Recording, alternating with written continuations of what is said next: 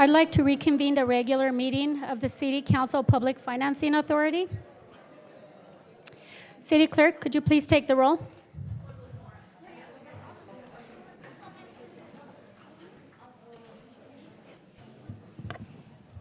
All right. Sorry, Mayor. Yes, I'll go ahead and do roll call. Councilmember Mosier? Here. Councilmember Bolton? Here. Mayor Pro Tem Burns? Here. Mayor Van Der Mark? Here. Councilmember Strickland? He's in the back. He's coming. Councilmember McKeon? Here. Councilmember Kalmick? Here. All present. Okay, great. And I'd like to announce for the record that pursuant to Charter Section 309, our City Attorney Michael Gates has requested permission to be absent, and Senior Deputy City Attorney Connor Highland is attending tonight's meeting in his place. Thank you. Next, we're moving to the Pledge of Allegiance, which will be led by Connor Highland.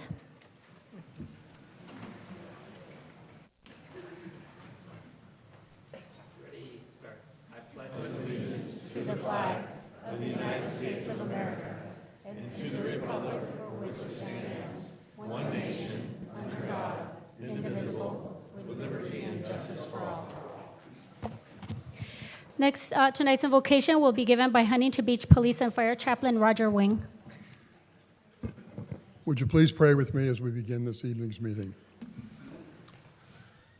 Most gracious Heavenly Father, you exhort us in your word to trust in the Lord with all your heart, to lean not on your own understanding, in all our ways to acknowledge you, and that you will direct our paths. And that's great counsel for all of us. And we especially ask that you would direct the paths of our city council this evening as they deal with the difficult issues in the agenda. May you impart your wisdom and discernment to each member of our council and for those who will be participating this evening. We pray for unity and harmony amongst our dedicated council members and ask that you would give them guidance to be able to make the best decisions possible for our city. Lord, we pray for all those who will be providing their input and sharing their views at the podium this evening. Help them, guide them to share clearly and concisely. Help us all to recognize that we can agree to disagree and do it with dignity and respect. We thank you for bringing them here this evening to assure that our council has the benefit of the community's views and thoughts. We ask your blessing, Lord, on each of our council members, on our city manager, our city attorney and his staff, our city treasurer and city clerk, our police and fire chiefs and their command staffs, for all of our department heads and for all of our faithful and committed city employees who work so diligently in support of our city. We pray for health and safety for them personally and for their families. And we also pray for all of our Huntington Beach first responders. May you keep them safe and give them your wisdom and protection on every call. As we enter this spring and summer season, we'll be welcoming thousands of tourists to our city to enjoy all the wonderful events and our beautiful beach and weather. We ask that you would keep them safe and that our city would be presented to those who visit as the warm, peaceful, safe, and friendly community that we all strive to make it. So, Lord, we ask you to bless our meeting this evening, and may your peace and wisdom guide all that occurs tonight. And we ask this in your precious name, Lord. Amen.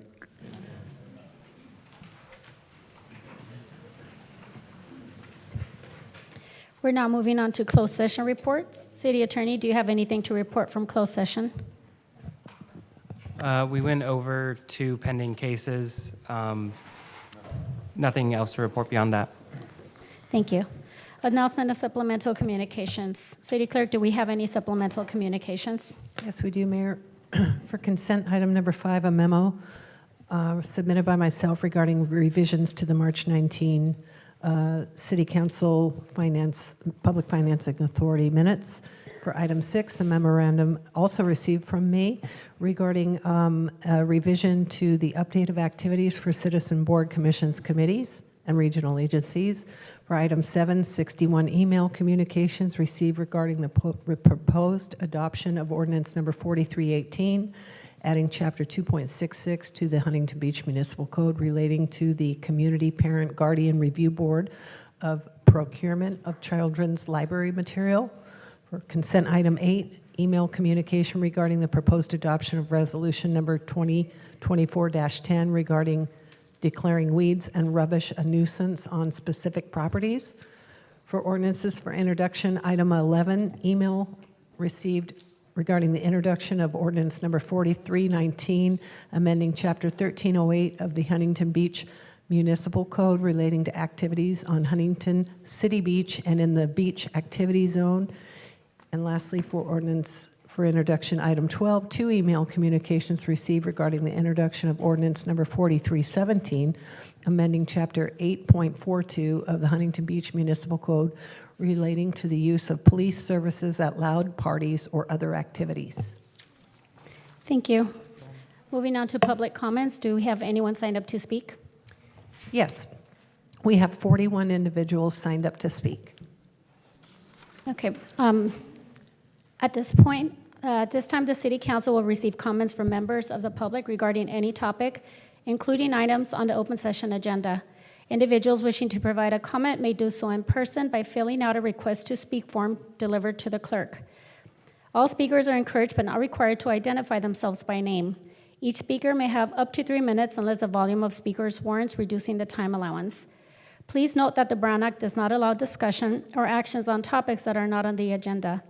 Members of the public who would like to speak directly with a council member on an item not on the agenda may consider scheduling an appointment by contacting the City Council's administrative assistant at 714-536-5553 or emailing the entire City Council at city.council@surfcity-hb.org.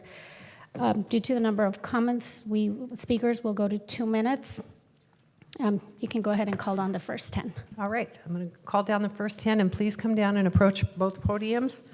Barbara Shapiro, Andrea Robertson, Wendy Rincon, Shami Dingus, Carol Dawes, Martha Elliott, Pablo Aspas, TJ England, David Reinerson, Justine Makoff.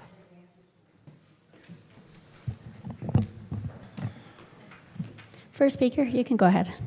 Okay, well, first, thank you for the opportunity to speak. My name is Andrea Robertson. I'm the author of 13 novels for young adults. My books have been New York Times bestsellers and have won awards from national and state library organizations. I'm here today to speak against Resolution 4318. The rise of book banning across the United States should alarm us all. While couched in the language of protecting children, these efforts are pure and simply censorship, often justified by pulling a word, sentence, or paragraph from a book with no context, ignoring the fact that books require thoughtful engagement with narratives, characters, and settings.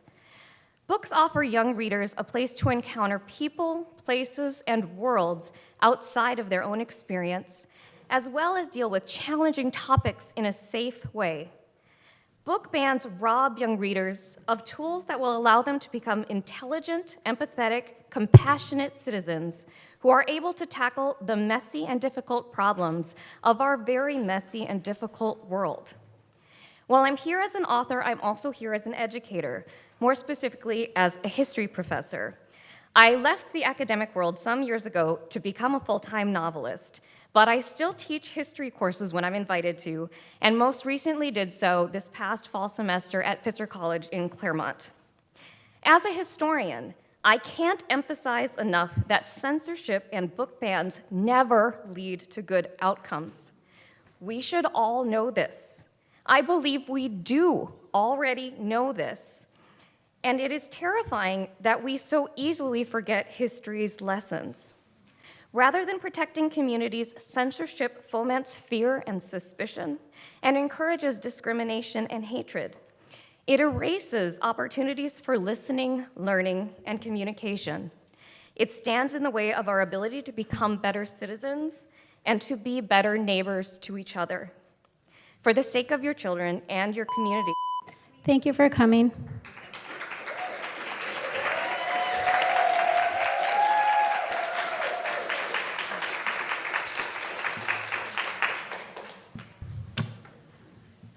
Hi, I'm Shami D, and tonight I will be presenting part one of a three-part presentation put together by Carol Doss and I. We're here tonight to make it clear that facts show that a takeover of our library system by a private, for-profit company is a very bad idea. As I understand it, the city will still own the buildings, pay for the utilities, and do the maintenance. But LS&S, the presumptive new operator, will take control of the library's entire book collection, decide which books to purchase or discard, and manage all of the personnel and programs. In exchange for giving up control over these things, the city hopes to save perhaps $1 million. But the library system that we have is already managed extraordinarily well. Over the last 9 years, from 2014 to 2023, our total cost for the libraries only increased $100,000. That's a total of 2% over 9 years. Pretty amazing for an award-winning library system. On the other hand, LS&S contracts increase their fees by at least 2.5% annually, every year. That means our library expense would increase by over $100,000 every year. Thank you. Carol Doss will present part two. In addition, the city would lose the money currently donated by the Friends of the Library, which equals $250,000 every year. We would also lose donations from Friends of the Children's Library, which equals $50,000 per year. These 501c3 organizations are legally prohibited from giving their donations to a for-profit company. So if the city adopts an outsourcing approach, we start off by losing $300,000 we currently depend on to support our award-winning library. As Friends of the Library members, we have reached out to staff and volunteers at other LS&S libraries to see what happened there. Escondido sued the company to get out of their contract, and now, as a LS&S library, it was reported this past December that it might close down because of the city's financial problems. In another city, Santa Clarita, after they left LS&S, they actually saved $400,000 a year. That's because LS&S derives most of its savings by changes they make over the first couple of years, and then costs begin increasing dramatically. And what about the hundreds of people who serve as volunteers? If they stop, which many of those I spoke to said they would, they will need to be replaced at an additional cost, or library services will suffer. At Santa Clarita Library, the entire Friends group left when LS&S took over. Can you blame them? Why give your time and money to wealthy out-of-state investors? And here's Martha Elliott for part three.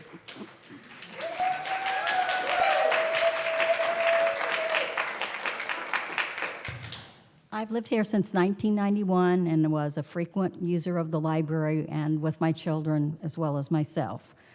I want to say if the council majority insists that balancing the city budget requires gutting the library resources and programs, then you have a fiduciary responsibility to the taxpayers to follow a stringent RFP process to choose the profit-focused vendor.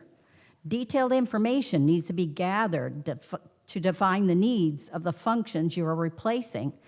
And you need to gather these needs and information from all the stakeholders, including librarians, staff, library patrons of all ages, and a financial analyst familiar with the RFP process and subject matter. Once bids are received, then it's too late to change the key performance elements. LS&S contracts are usually 5 years with a 5-year option. To protect taxpayers, the City Council must include an annual review of the contract performance and a cancellation provision if our needs change. Please slow down and do this RFP process properly. Anything else is not meeting your fiduciary responsibility to the taxpayers. Thank you. Next speaker. My name is Wendy Rencon. I'm a 50-year resident of Huntington Beach. I understand at the last meeting, after the vote was taken to approve the 21-person commission, that shame was shouted. Some of you took umbrage to that. Well, I would like to say this shame was well earned. You should be ashamed of this fast-paced process that you are doing under the cover of darkness. The majority of residents are not aware of what's happening here. How do I know that?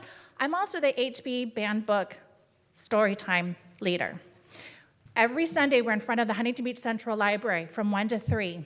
I would say 90% of the people have no idea about the commission, the removal of books from the children's section, the teen section, which no longer exists, and the RFP for privatization. So I'm curious as to why you're so quick to shove this down all of our throats and not take your time. The rumor is, and I would love to hear clarification, that you would like to have the privatization done by July 1st. That is not a slow enough process for the community to be informed. And so that is where the shame that was shouted at you, again, was well deserved.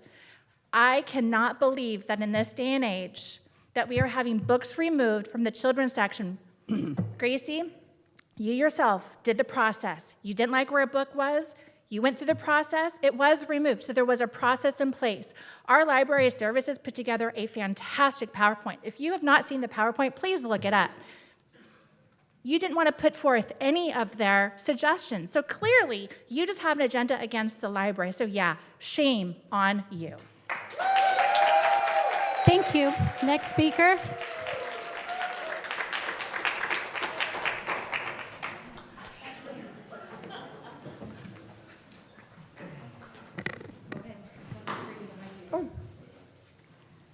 Can I go back? There we go. I oppose agenda item 7. 99% of public input was against privatizing the library. The phony 4 voted against the will of people. Feels like North Korea or Russia. Gracey said it would be irresponsible not to explore a private equity firm's unsolicited proposal to take over the library. Really? Whoops. Most of us just ignore unsolicited calls. Pat knows this isn't even close to being true. Pat, not all things can be measured in dollars and cents. So suddenly we're supposed to believe the phony 5 have suddenly had a come to Jesus moment and have become fiscally responsible.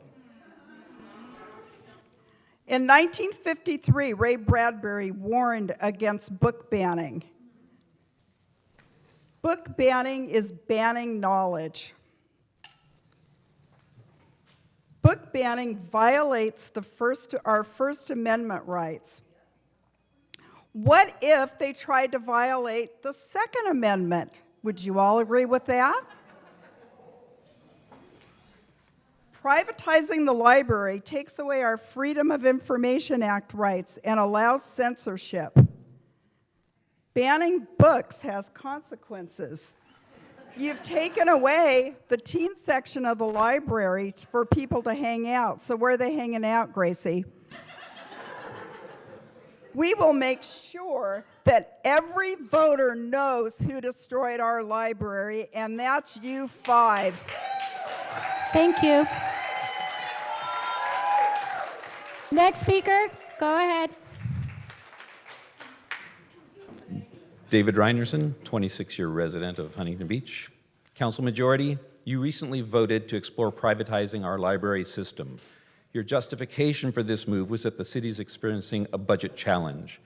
In my 26 years in Huntington Beach, the library has never been a source of the budget challenge, and it is not the problem today. If you really want to know what the source of the city's budget challenge is, you need look no farther than a mirror. You voted to make a $7 million settlement with Code 4.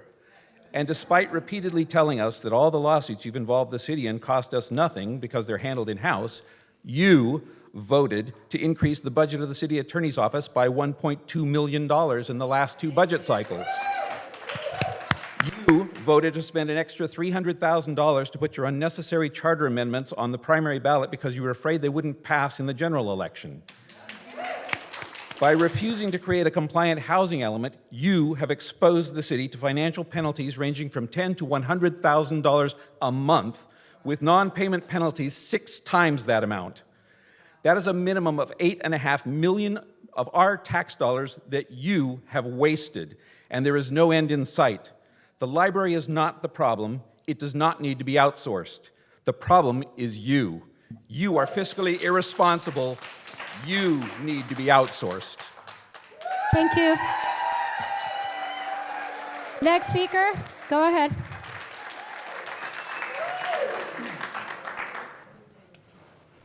Good evening. My name is T.J. England. I'm a 55-year resident of Huntington Beach, and I've never seen in the last year and a half since the 4 of you took office the chaos, the confusion, and the lack of information on the ideas you're coming up with to put our city through. I cannot believe it. We've had 100 people come here at a time to tell you we don't like what you're doing, but you don't seem to care. Our opinions don't matter. If 200 people show up, if 300 citizens show up, if 500 citizens show up and say, leave our library alone, I don't think you're going to listen. You have your preset agenda, and it's terrifying. I pray for this city every day that the good Lord will protect us from what you're trying to do. Please leave our excellent public library alone. I also protest vigorously regarding this nonsense called a community parent guardian review board you're trying to shove down our throats. Bringing your majority stooges in who will outvote the number 3. What is the criteria for these people? Do we have any criteria? If the 4 members, people that you select, vote to deny a book, what about the 3 members, people that they select? How does this work? Does one, I belong to a book club. Thank you for coming. Next speaker, go ahead. Hi, my name is Pablo Aspas, and I was talking here 2 weeks ago as well. And I realized at the end of the meeting that the lack of transparency that you have in managing this situation, we didn't have any information ever. Nothing. Just at the end, someone came with an amount of $1 million saving. Where is this money coming from? What is the kind of research? I didn't have access to all of this. So we have to believe you? Why? When you were checking this $1 million saving, did you realize about all the hours that volunteers are putting there? Did you count about that? I don't think so. Did you count about all these donations? No, I don't think so. So I think this is the moment. I think the decision is done. I think you should be, curious, and you say, hey, the same thing when you talk with the public, the radio, the TV, say, we are going to do it. This way your supporters will be very happy. And all those who are supporting you, at least we know what we are going to see. So this is the moment. Instead of hiding with words, we don't know, we are in the process. We are in the process of what? This is almost done. And about the book controlling, because you are controlling the book. Other countries did it before. Germany, Russia, China. I understand you have your values, and I respect your values. But your values are for your home. Don't try to impose your values in my home. Don't protect my kids. I know how to protect my kids. I don't need your help. I need only freedom. I need only freedom for my kids. I don't need your values. I respect, but I don't want your values. I am more worried. Thank you for coming.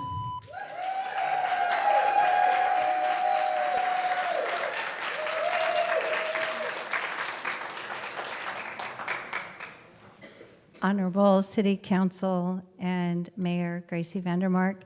It's sometimes hard to come to some of these meetings with another agenda item because I don't want to show any disrespect for how hard the issues are that you are all addressing. I'm Justine Makeoff, and I'm here on behalf of Free Reign Foundation, which is another really important nonprofit here in Huntington Beach doing great work for individuals in our cities. And I want to announce a special ride that's going to happen this Saturday that's being put on by the Huntington Beach Community Foundation. And we are honored to be a part of it and to be able to honor our fallen officer and to be able to help raise funds for our police department. We will be participating with 5 of our rescue Mustangs at Free Reign Foundation. We rescue horses, rehabilitate them, and oftentimes gentle them so we can find forever homes for them. We also provide equine psycho-assisted therapy, growth and learning sessions for youth who are suffering from mental health problems. I hope to see other members from our community out supporting us on Saturday afternoon at the beach. It starts at Beach Boulevard and PCH, riding through the pier and then back. And they're also having a lunch afterwards with a silent auction.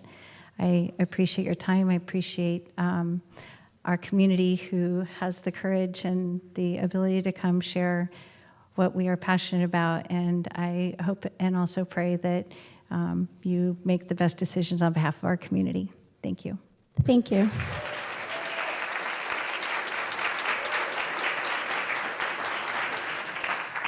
All right, I'd like to call the next 10 speakers. Carol Canode, Suzanne Hart, Amory Hansen, Brenda Glim, Harry McLaughlin, Stan Arolado, Libby, Kathy Ryder, Ann Palmer, Lynn Deekers.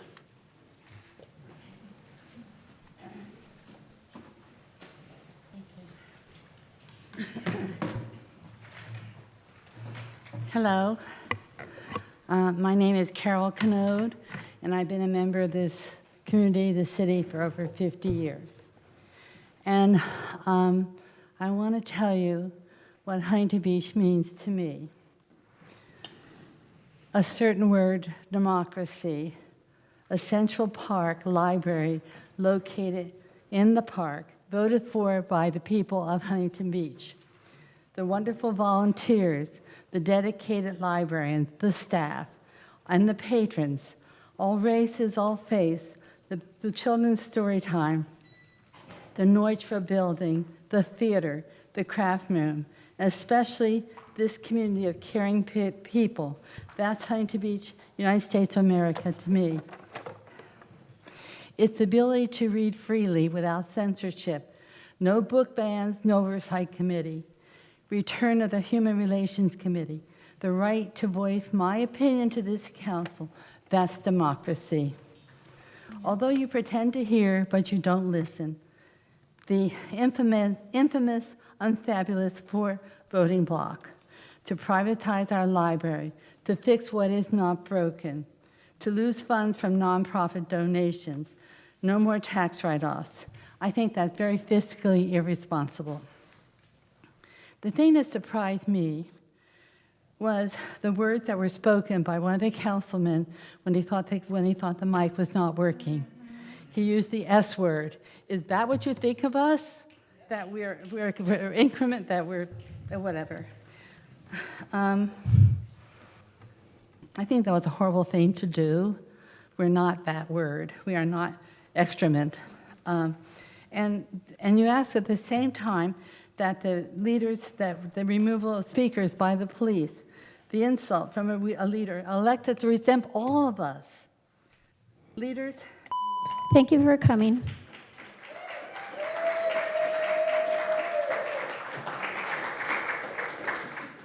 Good evening. My name is Suzanne Hart. I'm speaking to you tonight with regards to book censorship. Author Gretchen McNeil states it well, quote, "Unfortunately, by restricting access to these books, censors undermine one of the basic functions of education, teaching students how to think for themselves." Ilana Arnold, another author, states that, quote, "When someone makes that choice for readers by banning a book that has been included in a library's collection by a trained library professional, they rob readers of their freedom. They cheat them of an opportunity to engage safely with information and art." Thank you for listening. Thank you. Next speaker. Good evening, City Council and Mayor. Just a second. The timer. He's good to start. He's good to go. It was still at 0. Yes, so we wait till they announce their name. Oh, Go ahead. go ahead.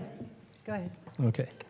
My remarks are for Mayor Van Der Mark, Mayor Pro Tem Burns, City Council members Strickland and McKeon, and City Attorney Gates. My family and I are 50-plus year residents of Huntington Beach. On behalf of the majority of Huntington Beach residents that voted for you, we thank you for fighting the good fight in the midst of the attacks on you. The Bible says they'll come weeping and gnashing of teeth.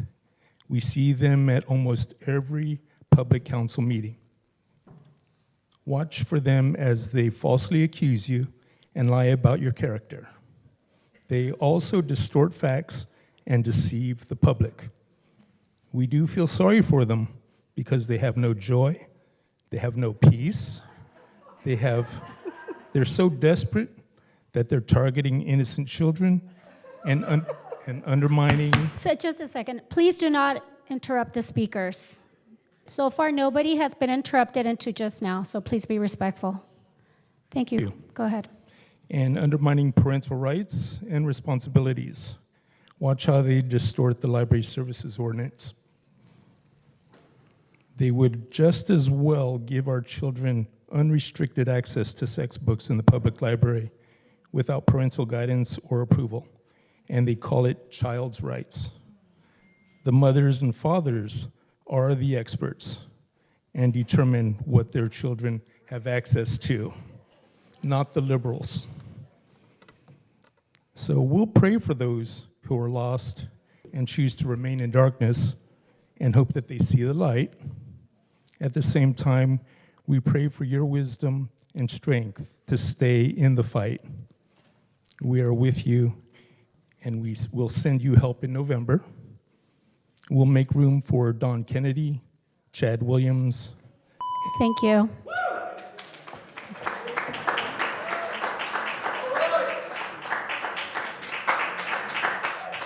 Next speaker, go ahead. I'm Brenda Glemm, and I've been a resident since 1989, so a bit. This Gracey has publicly stated she wants our city to be her conservative, translation, MAGA sanctuary. Every time they bring forth their harebrained ideas, they ignore the citizens that overwhelmingly tell them it's not good for this city and blithely vote to spend our money and then complain there's a deficit and come up with another harebrained idea to gleefully rile the masses and spend more money. Now they want to take away our award-winning public library. I think enough is enough. Ask yourself, what's in it for them? Because there sure is nothing good for the citizens of Huntington Beach coming from this group whose pettiness and ineptitude is awe-inspiring. Oh, and their unnatural interest in children's hygiene books is very pervy. Thank you for coming. Next speaker. Thank you, Madam Mayor. My name is Mr. Amory Hanson. I'm speaking tonight in support of item 11, the ordinance relating to certain activities on the city beach, This ordinance will provide additional tools to police to address various situations that may come up on the beach. It continues the City Council's balanced approach of assistance and enforcement. In particular, the ordinance allows the police additional resources during various special events. Huntington Beach is an excellent city and a wonderful place to share with the world. I urge the City Council to ensure efforts to have more special events in Huntington Beach are uninhibited by public safety concerns. Once again, I urge a yes vote on item 11. Thank you. Thank you. Next speaker. My name is Harry McLaughlin. I live in Huntington Beach. I know at least one of you read my email that I sent today. And I thought I'd share it with you. Casey McKeon replied very politely, "Thank you for your email, Harry. The ordinance states that the director will present a list of children's books to be purchased to the committee, and then if a committee member pulls a book from that list to be further reviewed, all committee members will be provided a copy of the pulled book to review and then vote on. If no books are pulled to be reviewed, then those books on the list will be deemed approved. Is there an issue with installing safety protocols to protect children from sexually explicit and obscene material without parental consent? Is there an issue with tax-paying residents whose dollars pay for the public library being involved in the library process? I hope that answers your question. Thank you again for your email." Well, Casey, no, it does not. You pose two questions that do absolutely nothing to address any of my concerns. What are you afraid of? Not being able to address any of the many issues in question? I'll read you some of the comment I wrote. Despite many requests for clarification and genuine concern on the part of our citizens and public library patrons, proposed ordinance 4318 remains unchanged. Not one word of it. Please table this item so that the following items may be, perhaps for the first time, thoroughly and intelligently addressed. The definition of children,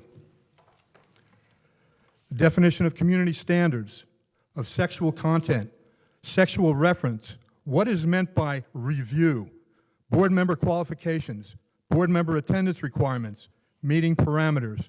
Please table this item for review and revision. You can do much better than this. The citizens of Huntington Beach deserve much better than this. Thank you. Next speaker. I oppose item number 77 as it's currently written, the book banning ordinance. At the last meeting, there was discussion about the difference between professional expertise versus the opinion of an amateur, meaning not a trained professional in the field. That is not to denigrate an amateur, but simply to acknowledge there are benefits to training. I think we can all agree that a surgeon should have professional training and expertise. As a parent, I would never allow another parent, to, no matter how caring they are, to perform surgery on my child unless they had the proper training. However, I would seek opinions to help me select the best surgeon for my child, and that's what a librarian does. They help parents select the right books for their child. It's not one size fits all. Pat Burns acknowledged that as a police officer, there was training and professional standards to be met. He also seemed to understand that the ordinance is overkill for what he expected to be about 6 books per year. After his comments, I was surprised. He went ahead and voted for the ordinance as written. A recent 60 Minutes episode told the story of a town where a group of extremists tried to ban a list of 97 books. The superintendent made a very good point. Parents have every right to control what their child reads, but he said they don't have the right to control what other people's children read. This committee is being established to restrict parental rights and control what other people's children read, and it doesn't even do that very well. After purchasing all the books so that 21 people could review each of them, this ordinance says that the rejected books will be donated to a library in another city that doesn't have these restrictions. So now you want to fund other cities' libraries. How will LS&S make a profit if they're having to stock other cities' libraries? The ordinance says books must meet the vague notion of community standards prior to being purchased by the city.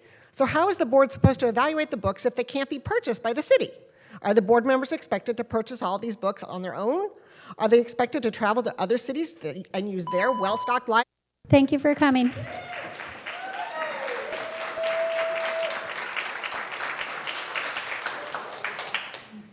Kathy Ryder, Huntington Beach homeowner and voter for 39 years.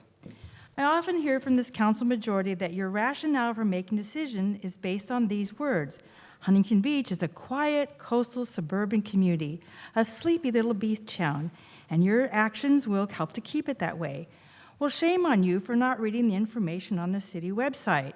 It clearly states that Huntington Beach is one of the leading commercial and industrial centers in Southern California. The city works diligently to maintain its business-friendly atmosphere. As the fourth largest city in Orange County, more than 60,000 people are currently employed by the over 10,000 businesses in our city. And we have a population of nearly 200,000. Which city is it? Is it the sleepy town, or is it the leading commercial and financial industrial center? I've also observed on my way into City Hall that on one of the info kiosks, it states that our central library is one of the crown jewels of our city. That same library that you want to outsource to a private for-profit firm. And then you even had the nerve to make February your Love Your Library month. Is this kind of legacy you want to leave? Have you no shame? Because it seems that the messages it's seen on the city website and heard by the public are either wrong, or you don't know very much about the city, or maybe you don't care very much about the city you're trying to govern. Again, shame on you. So maybe it is time to consider a recall. We need to elect some citizens who know exactly which city they are representing.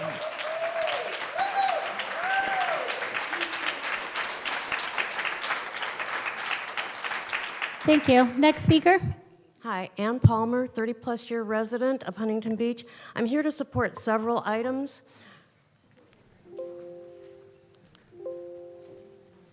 Okay. First of all, the Community Parent Guardian Review Board. This is exemplary. This is a perfect example of participatory government, which is a leading principle in local government. It also exemplifies community service librarianship, which according to the ALA even was a direct goal for this decade. I'm going to hurry because we only have 2 minutes. So next, I want to support agenda item number 8, weeds and rubbish, as a public nuisance. Why? It's a cheap and efficient component to city beautification. Huntington Beach lacks some funding of other communities. It improves public health and safety, and issues were noted during the OCC infrastructure activities. Next, I want to support item number 11. That is the Beach Activity Zone Code Amendment. Why? Because it clarifies the code and reduces ambiguities.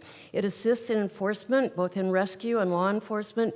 It assures access for other city services. It improves public health and safety, and it preserves infrastructure. Finally, I want to support item number 8. That is related to the use of law enforcement in pursuant of loud activities. This is great because it's responsive to community concerns without overreach. It amends an existing municipal code appropriately. It clarifies violations and situations. It assists law enforcement and improves public safety. I want to shout out to I believe it's Toby Archer, who created the PowerPoint on this. It was concise and very clear. The reason why I wanted to cover all these is we hear all the time with these major issues. Thank you. Next speaker. I'm here in opposition to item 7, ordinance number 4318. I am extremely concerned about the direction the council majority is taking regarding our stellar Huntington Beach Library. An ordinance to amend our city code and add a community parent guardian review board for procurement of children's library materials is offensive to me as a citizen of the United States of America. I expect certain standards of a library selection committee. What are your qualifications for selection of this group? What guidelines will they follow? I have a master's degree in library science from UCLA. I was a school librarian for 20 years at a Catholic school here in Huntington Beach. I can assure you that parents look to librarians for quality selection of books and programming for their children. Librarians are educated in all aspects of book selection. Their goal is to meet the needs of every person living in their unique community. How will a panel of 21 randomly selected individuals accomplish this goal? This cannot be about personal preferences. This oversight board is unacceptable to me. If it is pornography you are worried about, I assure you, librarians don't want pornography in libraries either. I am a mother of 4 grown children, all raised here in Huntington Beach, with free and frequent access to our award-winning public library. Caring, knowledgeable librarians and volunteers are always there to assist the children. They provide wonderful story hours and many other things that you already know about. A key thing is that the library now is locally managed public library. What you're talking about is a privatized public library. Several councilmen wrote back to me that it's not, of course. Thank you for coming.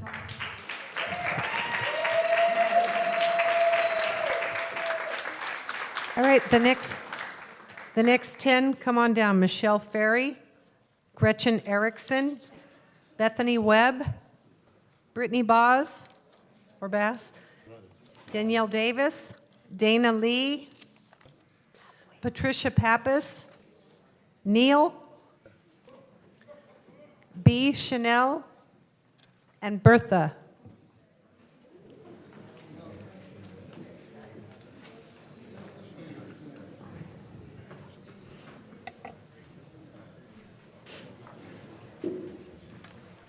Hello.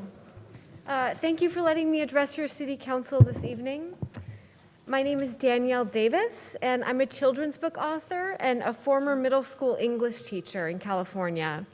I've worked with children my whole adult life. I'm here to speak, as you can imagine, against Ordinance 4318, because I believe that choosing books for a children's section of a library is the purview of librarians. They are trained professionals in terms of books and young readers. Kids need books, and they need books that honor their lives, experiences, and identities, that reflect the children, families, and communities in our world, that help them know they are not alone. That's what books did for me as a kid. And this extends to LGBTQ stories, because those characters and the people they portray should have the same rights as anyone else and the same acceptance. Authors and librarians share values with authors, with parents, and those values are protecting children from harm, uplifting children, and creating a society that makes them, their relatives, their friends, safe to be who they are. To me, book banning and censorship appear deeply un-American, whereas libraries are deeply part of us, as is independent information gathering and entertaining a plethora of ideas. I want to leave you with a quote from a 1963 article by Frances Clark Sayers, who was a children's librarian. And the article was titled, "The American Origins of Public Library Work with Children." It is well to remember that no one person or library was responsible for the formation of the children's librarian section. It was not the result of a program. It grew quite naturally out of the recognition on the part of leading librarians all over the country of the claims of children as part of the reading public of their libraries. I'm out of time. The story of library after library opening. Thank you for coming.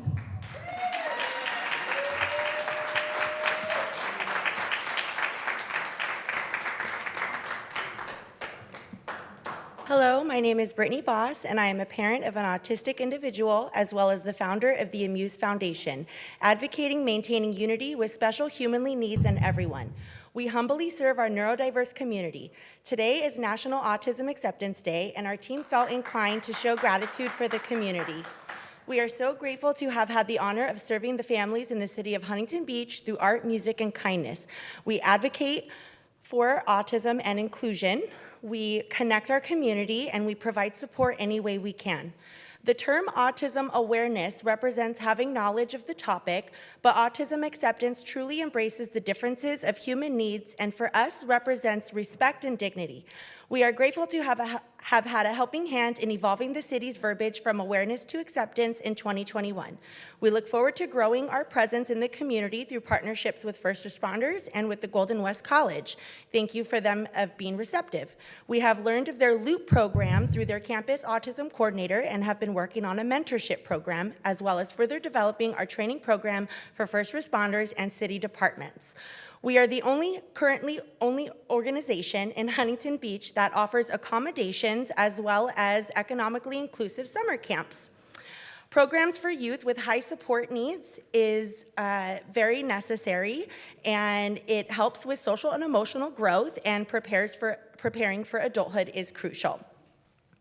As an advocate for the neurodivergent community and an ally to autistic adults, we wanted to be sure to recognize autistic families, support aides, teachers, family members, and autistic individuals who have forever impacted our lives and perspective in a positive way. I'm wearing red to represent autistic voices and their needs, red for neurodiversity. Thank you again for being receptive to growth and for your time and support. Happy Autism Acceptance Day. Thank you.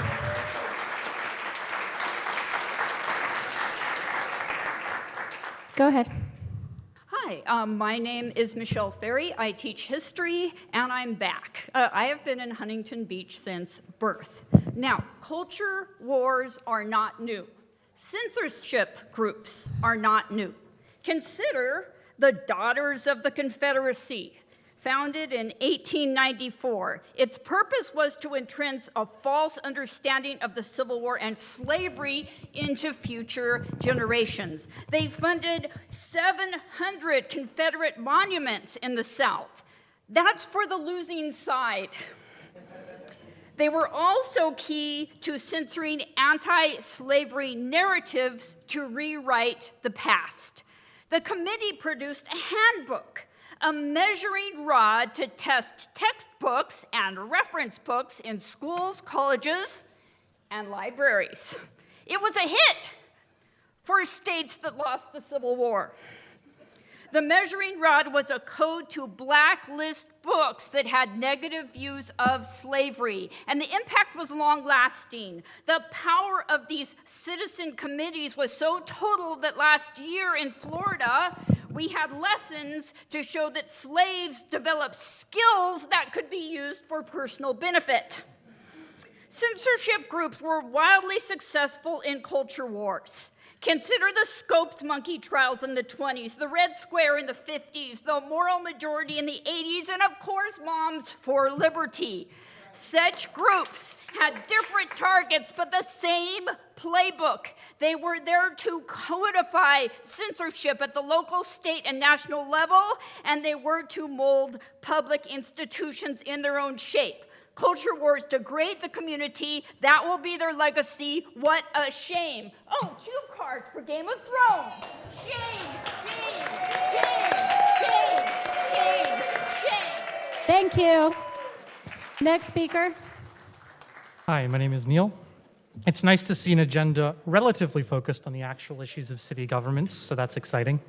It's a shame to still have the issue of library privatization looming, but I think many here have already made their points on that topic excellently. Sorry, I'm having a little issue with my hearing, so my speech is a little off. Touching briefly on Ordinance 4317, I note it sets a flat fee of $250 or an unbounded fee based on officers' salaries and other factors, but it doesn't set a cap. I'm concerned about the potential for unequal application or assessment of these fees.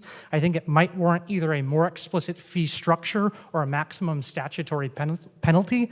I think we can agree that having a response to disruption in the community is fine and reasonable, but I think it might be a problem if someone gets a, $10,000 fine because their kid threw a loud party.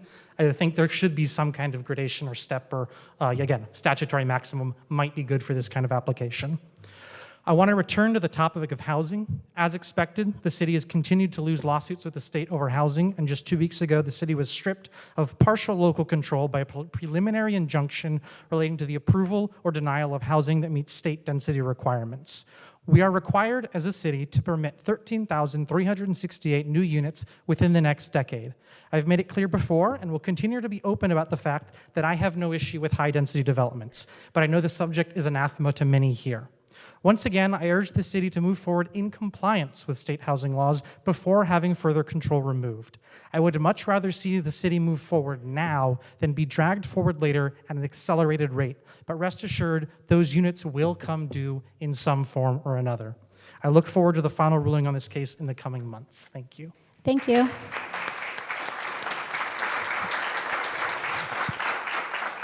Go ahead. Good evening. My name is Gretchen Erickson, 22-year resident, 16-year employee, chief shop steward of the Huntington Beach Municipal Teamsters for just a few short months.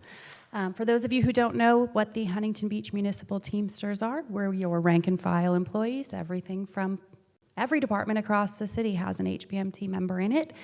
The role of chief shop steward, what you might not know, is kind of like a mom. I've got 3 boys at home. I'm super busy.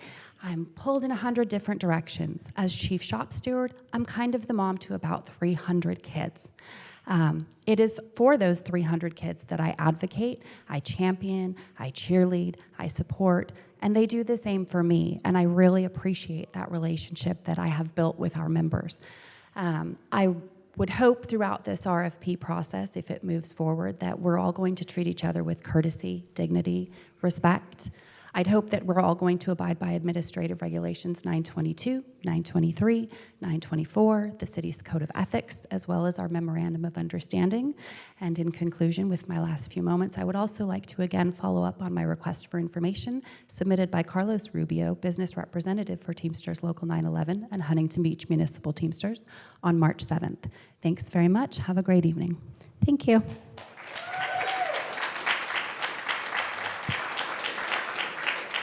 Next speaker.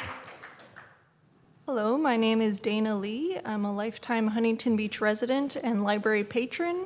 I'm here in opposition to item number 7. It's been said before, and it bears repeating, that telling librarians what they're not allowed to order for their community, that's a ban. Moving forward with this board is a blatant act of censorship. You claim that you're bringing in parents into the equation, but in reality, you're denying tens of thousands of parents of Huntington Beach the right to decide what their families can read.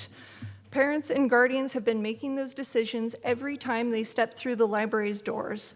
You're saying you do not trust the parents of this city, and you will impose your views on others, telling them what they are allowed to read. I advise you take a page from our librarians and actually listen to all the residents who have been telling you what they want for our libraries. Our librarians build and curate collections that directly serve our community's interests and needs.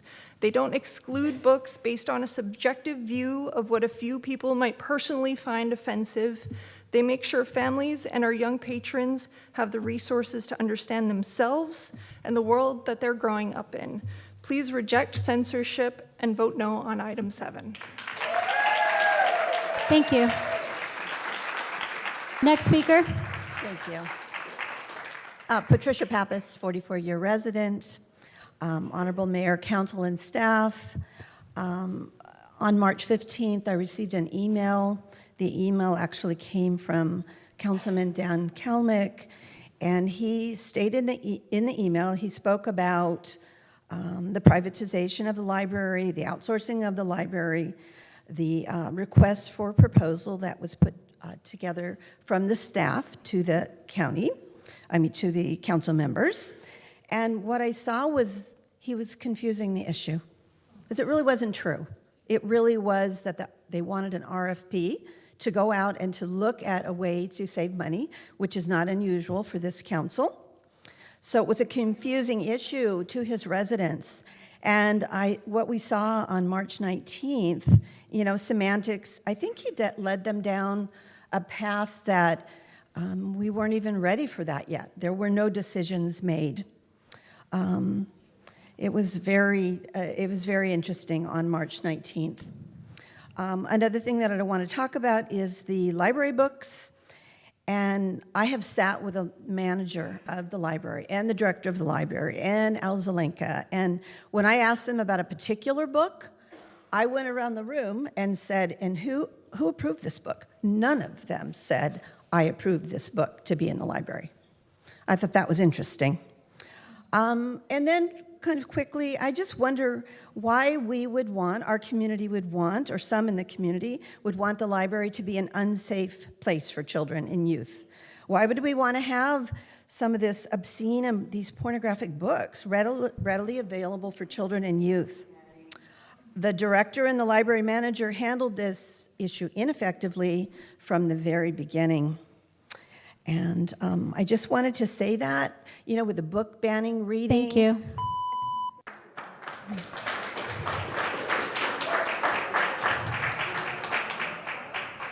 Go ahead. Hello, council members. My name is Berta, and I'm here tonight to speak to you about the adult literacy program the Oakville Library offers. I became a student in this program a year ago, and I want to tell you how valuable it's the adult literacy program is to me. The best thing about this program is that it provides me with the opportunity to learn the English language for free, and at the time that it works with my schedule. I work a full-time at the wholesale company where I am expected to translate between warehouse employees and office employees. I also need to understand and respond to offices employees with comments and requests. Previously, I was always nervous about speaking up or being asked a question, but I now have much confidence. My teacher and I read the free publication the library offers called News for You, which provides me with the background knowledge I need to feel comfortable speaking up. When I started with this program, I explained to my teacher that writing emails in English was very time-consuming and difficult.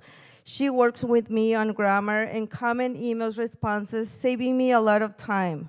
I very much want to continue to be a leader of work, helping others with their English. This is very important to me, and if the adult literacy program to be cut off of the budget due to the library being privatized, I will lose this valuable resource that is helping me to be more confident, productive English speaker.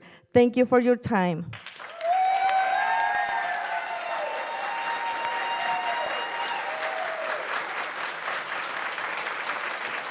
Next speaker, go ahead. Bethany Webb, 45-year resident in Huntington Beach. So I want to get one thing out of the way. You clearly have shown the fascist five, Mr. Gates isn't here today, that you don't care about the money. So this is not about the money. You have been blowing money on your crony payout to the air show. The lawsuits we're losing right and left. This is not about money. This is about censorship and banning. So I notice nobody's watching me speak, but Tony, I wanted to particularly call you out on this because it is well thought that you're going to take a run at the open Senate seat left over by Janet Wynn. On Friday, I went to the Huntington Beach Pier for a protest where over 200 people were there protesting against your book ban, your library attack, and what I want to say is I have been to over 90 protests at the pier in 2017 and 2018. These were people I didn't know. I have never seen 100% backing of the people that were there. From the bars, from the restaurants, from the ice cream parlor, every store we walked by, they stood up and applauded us. This is very, very unpopular. You are not going to get elected to any office if you go after our libraries, which are beloved in this city. Please, for once, we know you don't care what we say, but this is not just the bubble. This is not just us lefties. Nobody in this city wants you to go after our libraries, to go after our books. Leave that to the parents. Thank you. Next speaker.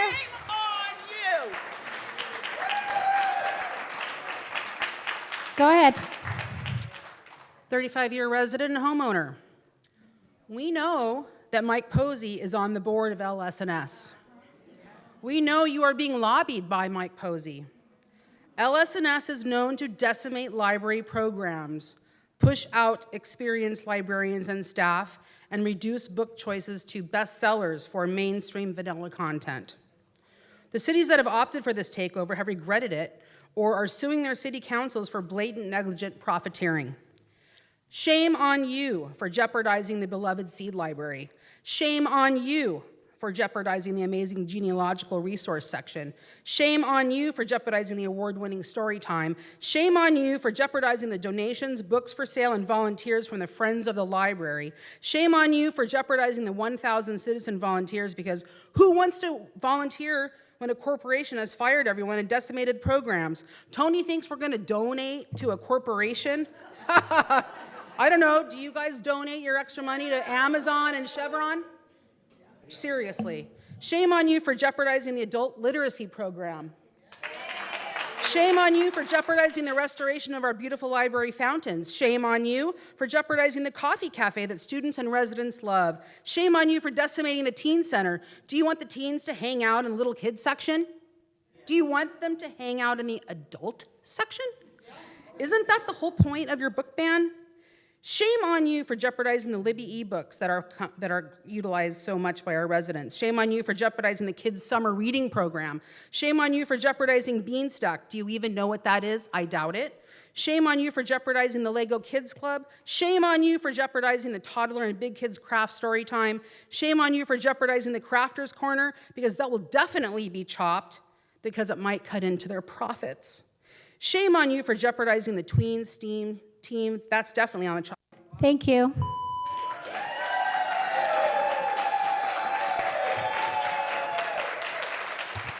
All right. Last group of 10. Russ Neal, Catherine Goddard, Catherine Bruno, Christopher Rini, Mike De La Cruz, Tori Johnson, Kanan Durham, Ken Inoue, Larry Hirsch, Paula Schaefer.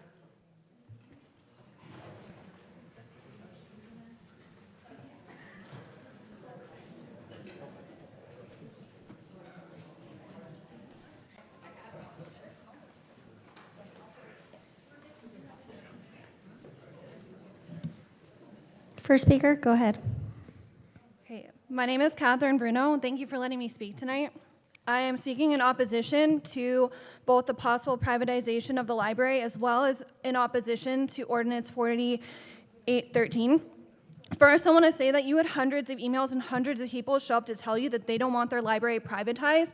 You sit here already deciding in your mind what you want and completely ignoring your community. Remember that we vote you in and we can vote you out, and that isn't a threat, it's a fact. Second, I've been reading since I was 5 years old, and I've been going to the library since well before. At least twice a month we would go. There are so many benefits to a public library: free Wi-Fi, access to computers, private rooms to do school projects, programs, etc. And the best part, the books. You know what's great about the books? I can choose what books I take home.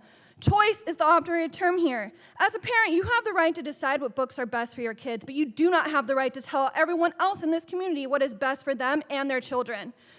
You start down this path, where does it end? When do you deem sexual? I already questioned your judgment when you deemed a book about pooping sexual. Banning books silences stories. Banning books is un-American, I would argue unconstitutional. There's a reason that books in fascist states are burned, because ignorant people are easier to control, and you should be ashamed for teetering on that edge. And since I have an extra 45 seconds, I would like to point out that I am not lost, and I know exactly where my moral compass points, and I think you need to figure out where yours points. Next speaker. Go ahead. Good evening. My name is Christopher Rini. I'm a 43-year-old Huntington Beach resident, and I'm here to speak out against item number 7. This ordinance is vague and obscure. Frankly, I feel it reads like like the writers have not been parents. It lumps all people under the age of 18 together as children. Anyone who has been a parent, teacher, librarian, or literacy advisor knows that different age levels have different reading abilities, different reading needs, and by putting them all together, it makes one big lump, and it does not work. And also, it's interesting that the teen section has just been removed, and it makes me wonder why. Second, the ordinance also lumps together all print materials and e-materials, but when you read the ordinance, there is absolutely nothing mentioned about how e-materials are to be vetted. Who's going to go through Hoopla, Canopy, and Libby? Besides that, I'm concerned that there is no explicit definition whatsoever for community standards. At the last meeting, I remember there being a circular argument over what is obscene. It wasn't said, but that's what it was about. This says nothing. It does not delineate sex in terms of biology. Are we going to get rid of any books that talk about sexual reproduction of cells? It does not delineate between biological, erotic, or romantic. So if you really tried, you could ban the Bible because of the Song of Songs. You could ban Romeo and Juliet because of teenage romance. You could ban The Great Gatsby because of the 3 affairs. To Kill a Mockingbird because of the theme of rape and miscegenation, and The Diary of Anne Frank. Also, the question of the 21 people on the board, who are they, what are their qualifications, and have they agenda, or are they to be level-headed? Why are we taking away a parental right? This is not American. It's not being an American, it's being a Karen. Thank you. Thank you. Next speaker. Hello, I'm Catherine Goddard, and I've been here, as have so many others, many times to speak about a fundamental problem that we've had for the last 14 months. And that is that there is a total lack of transparency from this council. That is because of 4 of you. You have completely cut 3 of the 7 out of any discussion, and we have no real idea to how to understand what it is you're attempting to do. The library has become quite a focus of all of this, from books that may or may not be in the right section of a library if an unsuspecting parent allows their child to go in a certain section, to setting up a committee of 21 that has yet to be consummated. So there is absolutely no guidance about what we are trying to do, or you are trying to do. And now we have an idea of bringing in a for-profit company, a hedge fund, to actually run the library. Hedge funds tell us exactly what they're going to do. They're going to make money for their already wealthy constituents, and they are going to get rid of they're going to get rid of a lot of people. In this case, we hear, because again, no transparency. We hear, looking at what is available to us on the internet, get rid of people like librarians that are trained and so on, and hire people at a minimum wage, which will then allow mechanization of ordering and placing books in a library. This is not what we want for our library. We want the programs, we want the interaction with librarians, we want to be able to use it as a civic center, as we do. This will completely change the tone and our involvement in the library. We're asking you not to do this. At the very least, create a citizen committee that could understand what you're trying to do and actually look at contracts you might be considering, which we hope will be more than one. Thank you.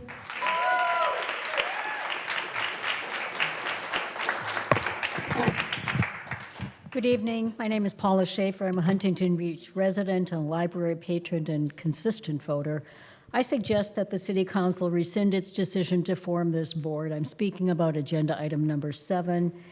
Not one of the proposed improvements or suggested revisions has been incorporated into this ordinance in today's agenda. It even includes a typo that was at the last agenda's meeting as well. As written, it is unenforceably vague, and it includes ridiculously overbroad language. The definitions of sexual content and sexual reference should be limited to humans. That's kind of what you're supposed to be talking about here. If not, these definitions could possibly include sexual content that discusses behavior of animals, insects, plants. Somebody mentioned cells before.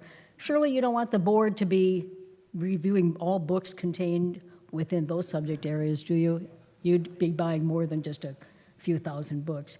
There's no definition of parent or guardian, which leads to problems with the composition of the board.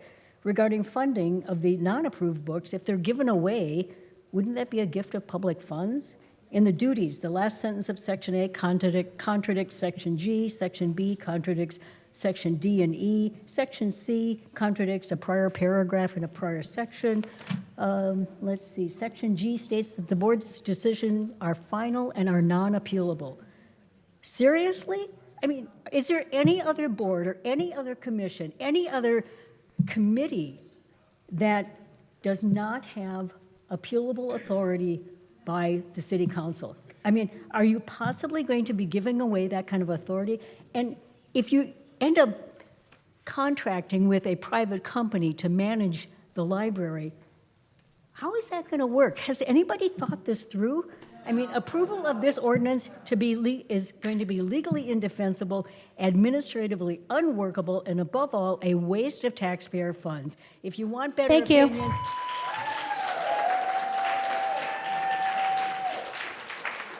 Next speaker. Good evening, Mayor Van Der Mark and council members. My name is Russell Neal, and I live in Huntington Beach.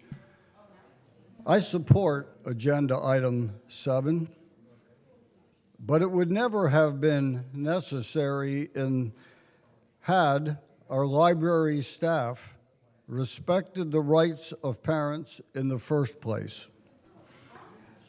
Some of us see it as our duty before God to raise up our children in the way they should go with godly faith and morals. Others see it as their duty to work against us in this regard. So we must fight it out in our elections and council votes. I commend the strength the council majority has shown and urge you to continue fighting, remembering the words of Scripture which tell us that we must all stand before the judgment seat of Christ, so that each of us may receive what is due us for the things done while in the body, whether good or bad. Thank you and good evening. Thank you. Next speaker. Larry Hirsch, library volunteer for the Children's Library. I was born into a Jewish family 17 years after the Holocaust. My early life was filled with knowledge of the obscenities of that time. I still do not understand how an entire company could have supported that. As a teenager, I was fascinated with McCarthyism. How could our country allow such a man to singularly destroy patriots? Why is this relevant? Well, history repeats itself. We need to look no farther than the dais of this city council and the not-so-fab four. Even in light of overwhelming opposition to your degradation of our libraries, you care not what the citizens think because as a de facto dictatorship, you don't have to. We know that the agenda item banning books tonight and the privatization are foregone conclusions. A 2-minute comment that is ignored here does not allow moderate people such as myself adequate time to debate the issues or provide facts. Instead, we must choose sides. I choose our library. I choose free speech. Wrapping yourself in a flag does not make you a patriot. Taking away flags, books, and cultural celebrations does make you an extremist. You are wrong and you are un-American. Extremism wins for now. But like fascism and McCarthyism, extremism doesn't last. In truth, you are the futile four.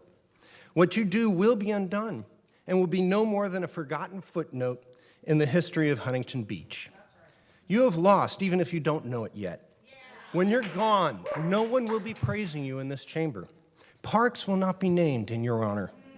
Your despicable actions will disappear. You will simply become the forgotten four. Thank you. Next speaker. Go ahead. Good evening, Honorable Mayor, honorable members of the City Council. My name is Kenny Noway, and I'm here to follow up on an email that I wrote to the City Attorney's Office, and which I subsequently hand-delivered to the City Attorney, wherein I asked the City Attorney's Office to watch out for the best interests of the city as we enter negotiations with the promoter of the air show.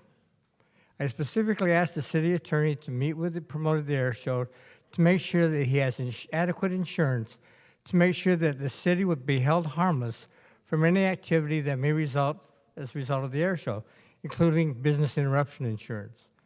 I also stated that I think it would be very prudent, as you represent and try to protect the city, to make sure that the promoter of the air show not only had the insurance, but also had a personal guarantee to hold the city harmless should anything happen as a result of the air show. So please make sure the city attorney takes the time to read my email. I delivered it to the city's attorney's office. I think the people of City of Huntington Beach deserve that protection and courtesy. Thank you. Thank you. Next speaker, go ahead. Good evening. My name is Michael De La Cruz. The city of Huntington Beach, from the last data I saw, has about 400 homeless people and about 175 beds at the homeless shelter on Beach Boulevard, which I think is about 80% full back from what I read. It'd be great if it was 100% full. I would ask that you guys streamline the process to get people in there, thus relieving the problems we have on the street, and then look for other places to expand that. If we have 400 need and 175 beds, we're short. Maybe look to the other neighboring cities like Newport, who I think has about 70 homeless people. And these are estimates, you can't really count them all, but that's the numbers, and see what they're doing to maybe alleviate those problems. Also, just because someone's homeless doesn't mean they're mentally ill. Just because they're mentally ill doesn't mean they're a drug addict. But the other part too, and I'm a downtown guy, is we really need to let these guys do their job in curbing the bad behavior and make statements. Summer's coming up, and it gets how it is. And if people are doing what they shouldn't be doing, send them up to Orange County Jail, send them up to the PD, allot money for more police and more patrols. And I'll say this last thing. I love this town. All these people love this town. This is a very proud town, but I never thought I'd see the day that Huntington Beach would buckle under and try and be something different. Let's make Huntington great again, not like a trailer park in Florida. Thank you. Next speaker. Hello, I'm Tori Johnson, 13-year resident of Huntington Beach. First of all, I just want to thank Dan, Natalie, and Rhonda for actually paying attention during this entire meeting. As you can see, Gracey Van Der Mark is not paying attention, Tony Strickland is not paying attention, and Pat Burns is drunk or tired. I don't know. But what I'm against is, again, Gracey trying to take control of our libraries. Again, she's trying to take control of your children, basically. She couldn't even keep her own children. So I don't know if that's somebody that you want in control of your children and stuff. I just want you to get your GED or something. I didn't really plan anything to speak about, obviously, because you change the time every time I get up here to speak. We don't know how much time we're going to have, so I'm not going to write a statement or anything. I'll just continue to take personal jobs, say whatever. It's my freedom of speech. You're a bad person, Gracey. Tony, you're a crook. Pat, you're a drunk. But I hope that you guys have a wonderful day and enjoy the rest of your city council meeting, and pay attention. Thank you. Next speaker. TJ kind of already got it for me, but I would like to ask the council majority to follow the lead of their minority counterparts and actually pay attention. I realize folks who are watching on the live stream can't actually tell, but most of the four have just been doodling and looking at their palms the entire time. So, in the last meeting, Gracey, you spent a fiery few minutes chastising Dan for using the word amateur. Based on the tone of your response, you would have expected that to be some horrible thing that he said. So given that, I'd like to give you the Oxford Dictionary definition of amateur.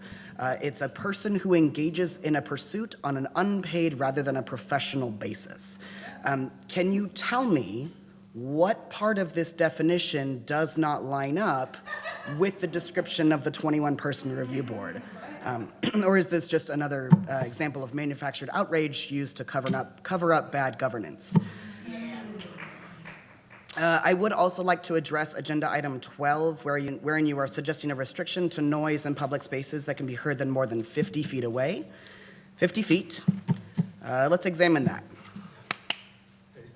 The seats in the top row are far more than 50 feet away from me. Can you hear me? 90 feet. It sounds an awful lot like you're hearing the community use their voice in opposition against you, and you're working harder to silence them. So to reiterate, the many voices heard in the last meeting and since last January, shame on you. Thank you. Next speaker. Hello, I'm Perry Clithrow, and I'm going to be a little all over the place, but I'll try to be quick. First of all, I didn't arrive in time to sign up to speak. I'd like to confirm, am I allowed to speak tonight? Okay. Last week, this is kind of for the clerk, actually. I think it's for the clerk. I might be wrong. Last week, when we reached the end of public comments, I know at the start Dan made an objection or wanted a clarification that other speakers who hadn't signed up could come up and speak. I reviewed the video. At the end of the last public speaker, you just announced the end of the speakers, and I think with that change, I think we need to have an announcement in just a few moments. And I don't think you meant anything by it, but I think a few moments would be prudent to say, hey, anyone who didn't sign up, now's your last chance, and then give them a minute or so instead of rolling straight through it. But that's pretty minor. So that's all I have to say about that. I'd just like a moment for that. Secondly, I will join the chorus of voices speaking in opposition to the politicization of our libraries. My great-grandparents fled Bavaria when their local book-banning clown politicians took power in Berlin, and their foresight lives on in me, and I'm judging you guys pretty harshly. It's pretty small beans right now, but I know where it can go. Lastly, we got our butts whooped in court the last 2 weeks, twice, and I'm curious why Mr. Gates sent Connor down here. I'm sure Connor's fine, but I'm wondering if Mr. Gates is a coward. Well, yeah, he is. Thank you. Next speaker. You should see what they're doing to me in court. I swear, if they're not bribed, it doesn't work. First is, I'm a pilot, and for pilots, if you're in charge of the people that you're piloting, flying, and for the helicopter, it's the same thing. You're a pilot, you're a PIC, you're a pilot in command. And you've got to go down with the ship. You got to bring the people that it's the safety that is your primary concern as the other people that are with you, if there's other people with you. And if I get in an accident with someone, then I'm looked at really tightly. Everybody's looking at me. They're testing me for drugs. They're testing me for every single thing. If I did anything wrong, if I did fatigue, anything, I'm responsible. But somehow, this guy, the guy that you guys protect, if I killed a cop, I mean, I'd be a goner.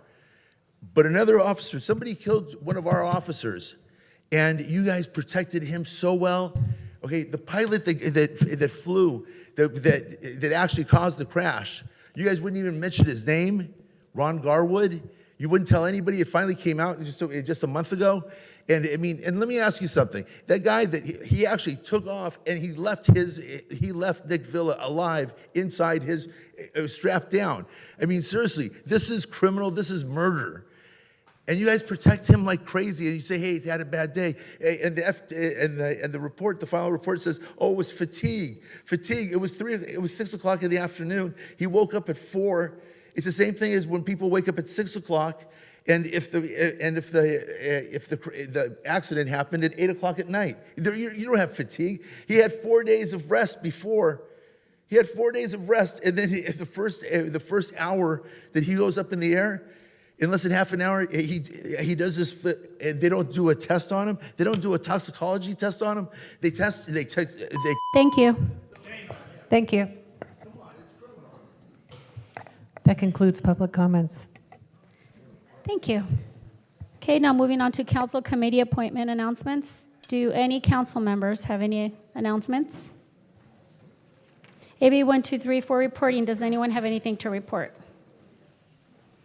Openness and negotiations. Does anyone have anything to disclose? City manager's report. City manager, do you have anything to report? Just a brief report on, so from a police perspective, what we're doing in the community to prepare for summer is we're enhancing e-bike enforcement, so we'll be out there doing some directed operations to ensure that e-bikes are under control. Thank you. City clerk's report. City clerk, please proceed with your report. Yes. We can wait until they're Okay. done. Can someone,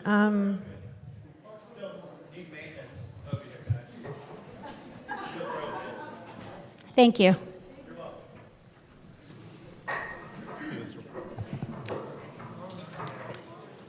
great. There we go. All right. Thank you. On March 22nd, 2024, the Orange County Registrar of Voters certified the results of the March 5th special municipal election. And so I'm just going to share with council and the audience the results of the measures related to the city of Huntington Beach. If the remote will work. Okay.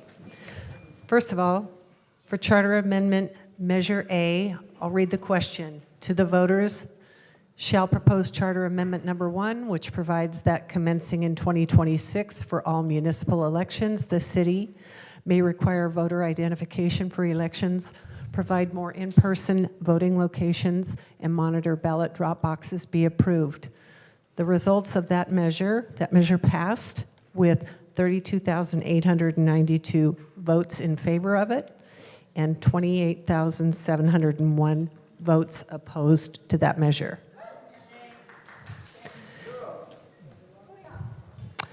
For Charter Amendment Measure B, the question read, shall proposed Charter Amendment Number 2, which provides that only flags to be displayed by the city on city property are the United States flag, the state of California flag, the County of Orange flag, the City of Huntington Beach flag, the POW-MIA flag, the 6 armed forces flags, the Olympic flag during the Summer Olympic Games, and any other flag, if authorized by a unanimous vote of the City Council, be approved. Measure B passed with 35,231 votes in favor and 26,358 votes opposed. For Charter Amendment Measure C, the question to the voters was, shall proposed Charter Amendment Number 3. Robin, please allow her to continue with her report. Thank you. Thank you. Shall proposed Charter Amendment Number 3 to commencing in 2026 require the city to adopt a 2-year budget, update the procedures to cancel a regular city council meeting, update the process to fill a city council vacancy, and amend outdated phrases, syntax, dates, pronouns, and titles be approved? Measure C failed with 32,157 votes opposed and 28,314 votes in favor. So tonight's recommendation is to adopt resolution number 2024-12, a resolution of the City Council of the City of Huntington Beach, California, reciting the facts of the special municipal election held on March 5th, 2024, declaring the results and such other matters as provided by law. I move that we adopt the recommended action. I second. All right, let's go ahead and take a vote. You ready? Strickland and Van Der Mark. Okay, we'll start voting. Councilmember Mosier. Aye. Councilmember Bolton. Aye. Mayor Pro Tem Burns. Aye. Mayor Van Der Mark. Yes. Councilmember Strickland. Councilmember McKeon? Yes. Councilmember Kalmick? Aye. All right, the motion passes 7-0. Thank you. Thank you. Moving on to consent calendar, items 5 through 10. I have actually like to pull item 9. Does anybody else have any other items they'd like to pull? I'd like to pull 7. I also wanted to pull 9. What was that? 7? 9 is. Okay. I would like to move the remainder of the consent calendar. Second.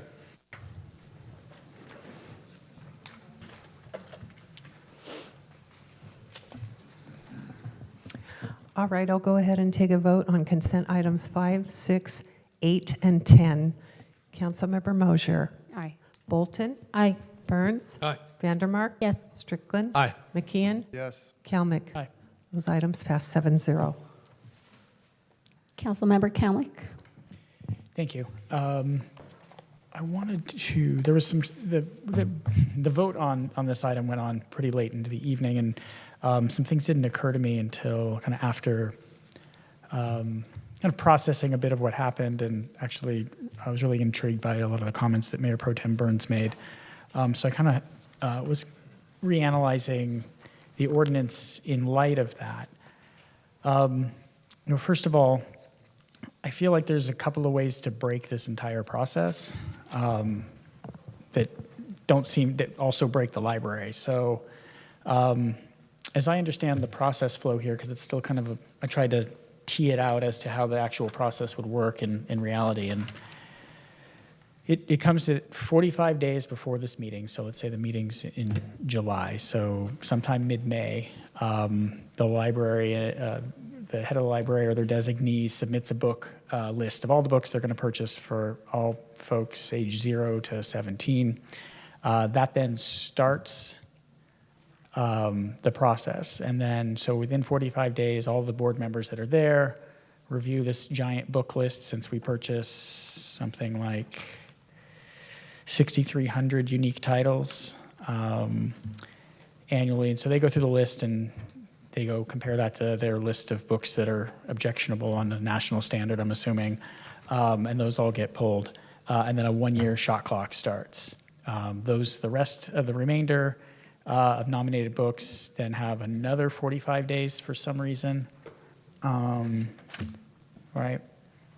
Books not nominated for review within 90 days from submittal. So another 45 days after the committee meets for some reason. I guess if they miss something, then those books all can go get purchased. Everything else has a year to get reviewed. So I kind of run into the concept is like, if any book can be pulled by any member of the board, what stops someone from just pulling every single book? I'm basically saying I want to review all of them. That seems like a pretty broken process that could get broken by a bad actor. On top of that, there's the section that goes into all board members present must review the children's book before it may be subject to a board vote. So if one member hasn't reviewed the book can't be reviewed, or can't be voted on. The board can't take a vote. So again, one bad actor could effectively say, I haven't had a chance to review this book, I don't feel comfortable with it. And the book then, and they're not comfortable with it at every meeting, and then run the clock out for a year, and therefore the book then gets to enter the library. So again, like the system, there seems to be kind of edge cases here that break this ordinance. I had another question about, does this exempt repurchasing of books? Because in one section it says it's new books that aren't in circulation, and in another section it's unclear as to whether or not the intent of this is for books that are being repurchased. I'm assuming not, since they're already in the library and could follow through the existing process. But if a book is damaged and not already in the catalog and is questionably and is objected, or it's been checked out in perpetuity and is effectively lost and no longer in the collection, does that book now, is it out of circulation? If it's already in our system, could it no longer be repurchased in that case and then removed from our collection? I guess that's a question for staff and the intent of this. If a book has been checked out indefinitely and it's marked as lost, is it technically no longer in our collection, and therefore upon repurchase of said book, is that book contingent on not being purchased to be put back in our library, or does that fall under the rules of being pushed to the adults only section? So I'm going to defer to the city attorney's office on that question.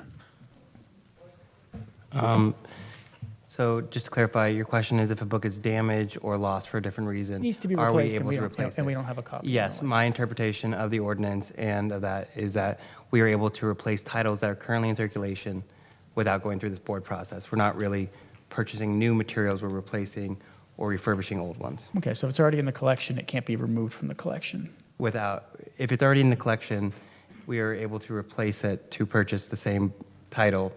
It can be challenged, but It can be challenged, but it should not be doesn't go removed. through the new book purchase process by which a book does not enter our collection. It's still technically in our collection? Correct. Okay. So I was also intrigued by what Mayor Pro Tem Burns had to say during the discussion. It was really late, and that he anticipated that there would only be like 6 books banned, but it doesn't appear that that's really kind of how this process works. And he brought up some other points that librarians need guidance and regulations. On page 22 of the minutes that we just approved, he said he had a different vision, which begins with trusting the librarians to select books with guidelines, and if the librarians find questionable books, then they involve the review board. That's not the policy at all. So I would prefer, I don't know if Mayor Pro Tem Burns just went to the bathroom or if he objected to the conversation. But in a later comment, he says no guidelines have been provided by council yet. My understanding was that the resolution, the H item that was passed months ago, were the guidelines. So I'm a little confused as to are we coming back here with guidelines later that we're going to vote on? Because I thought that the whole point of this board not being appealable was to protect the council from a political intervention. Okay. So I guess that's a question for the city attorney is, and I guess for Mayor Pro Tem Burns, you spoke a lot about guidelines at our last meeting, and you said that no guidelines have been provided by council, and then yet was kind of the word that jumped out. And then the minutes go on to say, and believes the guidelines, which she believes must be determined by council before the review board is put in place. Again, like I thought that kind of the hand-wavy way that the city attorney described this last time was that the reason this is non-appealable, which was not part of the direction of council, but was put in place for legal reasons, was to protect the council from any political intervention. But if we're coming back to create effectively what I'm guessing is content-based guidelines, how is that non-appealability, and if we're creating guidelines in the future? Because that's, I think, I don't want to put words in Mayor Pro Tem's mouth, but it seemed to be that that it was assumed that there were additional guidelines that we were going to be creating coming back. This board, like any other board or commission, can create rules and procedures and bring them to you guys for approval down the road. I'm not really going to speculate on what they're going to, on any guidelines or rules or bylaws they want to bring to you in the future, but they are able to, like any other board or commission, under our municipal code. So that would be their guideline. Well, like all bylaws and rules for our boards and commissions, be subject to council approval if they Sure. chose to do that. So then, by inference of other parts of our municipal code, we're going to let this board and commission create guidelines and standards and make a recommendation. It does, I mean, I don't see that as the purpose, anywhere in the purpose of this board or commission in any of the municipal code.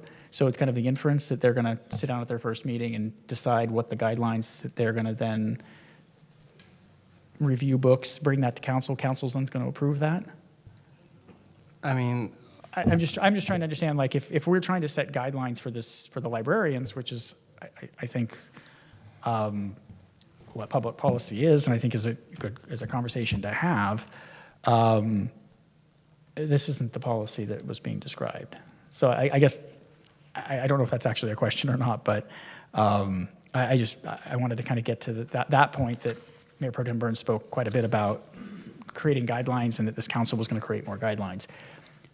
I don't know if we're allowed to. I mean, I don't know how to even start that conversation. I'm not a professional librarian to know what guidelines we'd want to set. If the Mayor Pro Tem has ideas for that, I'm open to listening to what those could be. But it seems like there's another step to this that was being inferred, and that was really confusing.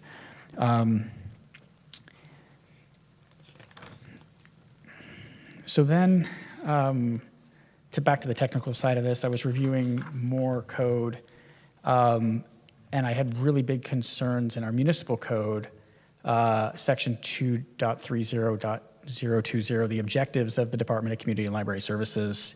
Paragraph M starts with the objectives of the department shall be as follows, and M is develop, maintain, and promote relevant library material collections by skilled professional librarians.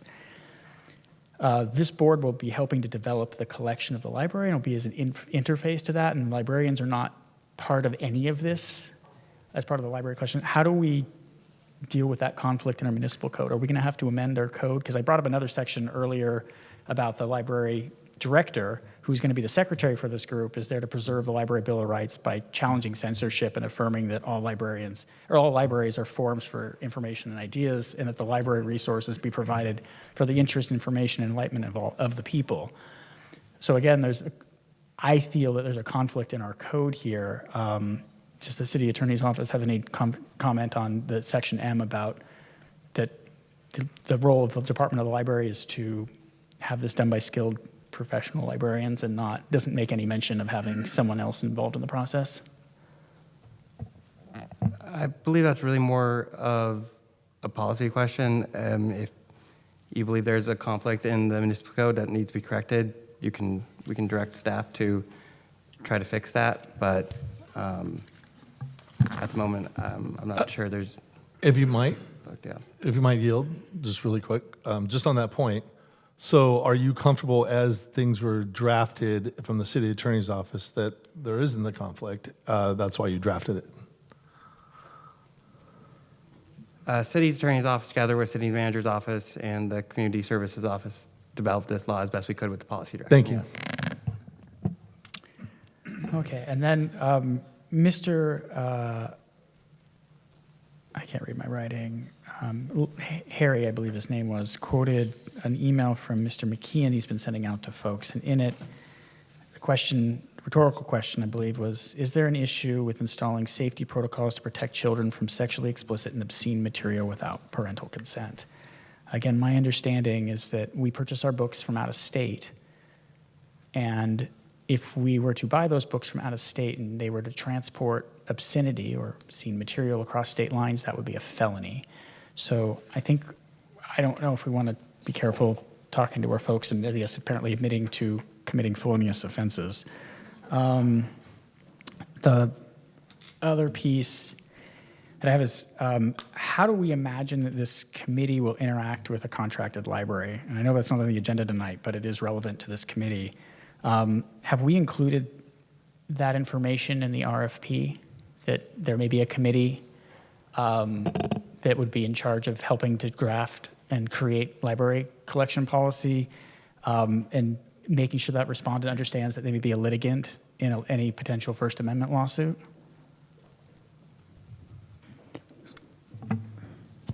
RFP is in draft mode, but yes, that's a consideration right now. Okay, I just want to make sure that, and then are we considering that we would indemnify said organization from that policy, or would they be also liable for any claims against the city with regard to collection policy if they chose to do that? Are we disclosing that to them in the RFP process? We haven't gone down that path yet, but that's a consideration we'll take into account. Okay. And then I'd like to bring council's attention to AB 1825, which actually got language between our last meeting and this meeting. And I want to be clear, this is Assemblymember Al Maritucci's bill. It now has another co-sponsor, Assemblymember Chris Ward, and co-sponsor in the Senate of Dave Min. And I want to get to the interesting piece at was towards the end, that the language was added, and something that this council should, I think, take into consideration. Now, this is still working its way through the system and is not law yet. It could very well become law. It speaks to a person's, the governing body or board or body of a public library shall not create policies or procedures that limit or restrict access to books or other resources. These library materials can be regulated on a time, place, or manner restriction, not based on the content of those materials. It goes on further to say a person's right to use a public library and its resources shall not be denied or abridged solely because of personal characteristics, age, background, or views. All people, regardless of their personal characteristics, age, background, or views, possess a right to privacy and confidentiality to use their public library. And the last piece of it I think is most troubling to the city is a user of a public library at the time that the public library took an action or continuing to take an action in violation of this section may commence a civil action to obtain appropriate injunctive or declaratory relief as determined by the court. Obviously I'm not supportive of this for many reasons, but this adds another piece to that, where in addition to potentially violating someone's civil rights, we now may be afoul of a future law that would effectively nullify this entire exercise and be a large waste of everyone's time. This law also, On that point, Councilman, if you might yield, I want to talk to city attorney about this, but it is a bill, it's not a law. And from my experience in Sacramento, even if they passed that law, it would not go into effect until January next year. And for most laws, they're not retroactive. Is that correct? Because it would have to have an emergency clause if it was retroactive.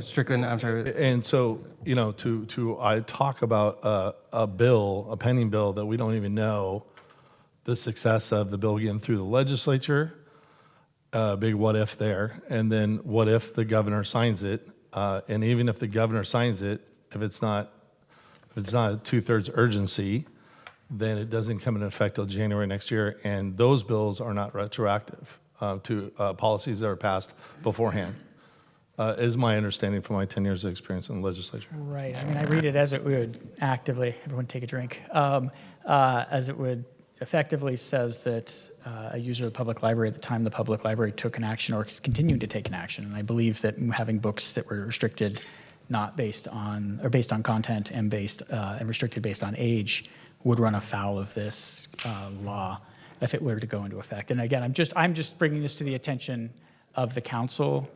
that even if it's not retroactive, it would still be happening in real time. But I just wanted to bring it to the attention of the council because as the fiduciaries for this organization, that this is a risk management issue.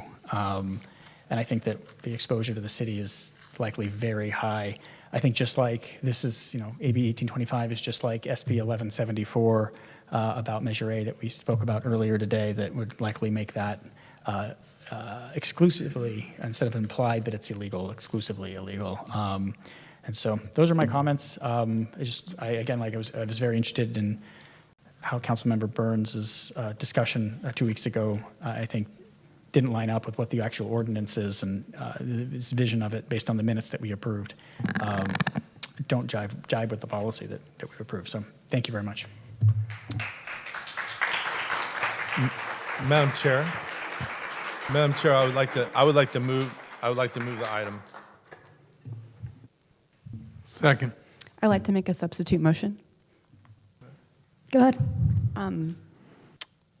Before I make that motion, I'd like to read the collection development policy as it exists right now on our libraries or on our website. The purpose of the collection development policy is to provide guidance within budgetary and space limitations for the selection and evaluation of materials which anticipate and meet the needs of the community.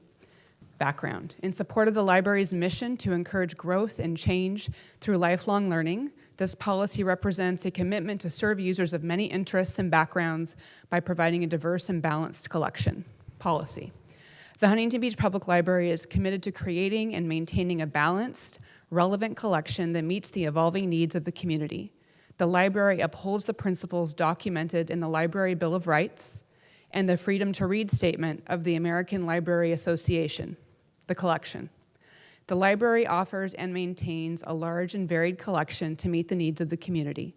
A wide spectrum of fiction and nonfiction materials at different reading levels serves both learning and entertainment interests. Print and electronic materials with an emphasis on evolving formats and technologies make the collection available to the widest possible audience. The children's and youth collections emphasize the library's strategic goals, which are to encourage early literacy and provide homework assistance by offering resources on parenting, easy readers, picture books, award winners, read-aloud titles, and more. The collection is shared with the community through an online catalog, webpage, online newsletters, displays, blogs, and programs. Selection. The collection will be diverse and balanced, enough to serve users of different ages, ethnicities, and interests, with an array of religious, philosophical, and political views. The public library collects within budgetary and space limitations for the general reader and avoids specialized professional and academic materials. Selections are guided by professional review sources, demand, sales charts, community input, and prominent literary awards. All materials, whether purchased or donated, are evaluated based on these guidelines. Selection evaluation depends upon the library staff's professional expertise in assessing the needs of the community and the content of the collection. Suggestions and donations. The library welcomes suggestions and donations. All suggestions for purchase and donations are subject to the same selection criteria as other materials and are not automatically added to the collection.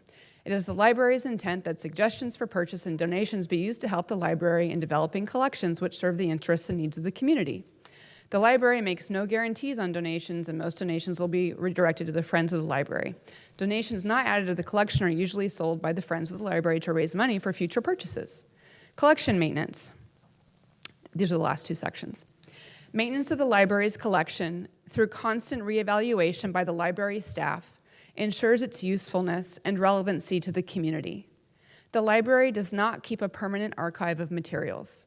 As new items are added, older ones may be removed due to their condition, age, relevance, decline in demand, or need for space. The library strives to maintain a print collection that is circulated within 5 years and a media collection of 2 years of active use. The library uses professional tools, resources, and data from actual collection activity to make determinations on items in the collection. Last circulation date is not the sole criteria used to retire materials. Other factors such as adequacy of coverage and significance in the subject area, cost and availability, and popular interest will affect the decision. Last section. Requests for item removal. The library supports the right of all individuals to read freely. With such a diverse community and so many points of view, disagreement about the collection can arise. Patrons are asked to respect the rights of others to use materials one might not personally endorse, and for parents to be responsible for the appropriateness of their children's choices. The library recognizes the right and responsibility of parents to guide their own children's library use, while allowing other parents to do the same. The library has a formal process for the review of materials. Library users may initiate the formal review of any item in the collection by completing a library materials evaluation form. That's right here. So what I appreciate about this library policy is that it's thought through, it relies on professional librarians, it considers the needs of the entire community, and also the shared concern, I think, of the majority of this council and primarily the mayor, that maybe some items shouldn't be either in the library in certain sections. It provides a method to be able to mitigate that with the requests for item removal.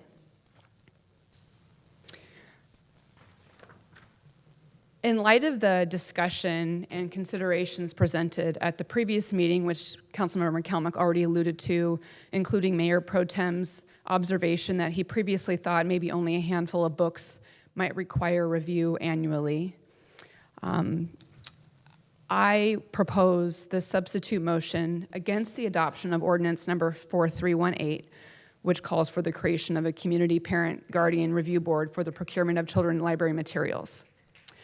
The substitute motion advocates for the continuation and reinforcement of the Huntington Beach Public Library's existing collection management policy. specifically its request for item removal section. This policy already equips our library system with a comprehensive mechanism to address the concerns over library materials in a manner that is respectful, inclusive, and protective of our community's diverse needs and rights to access information freely.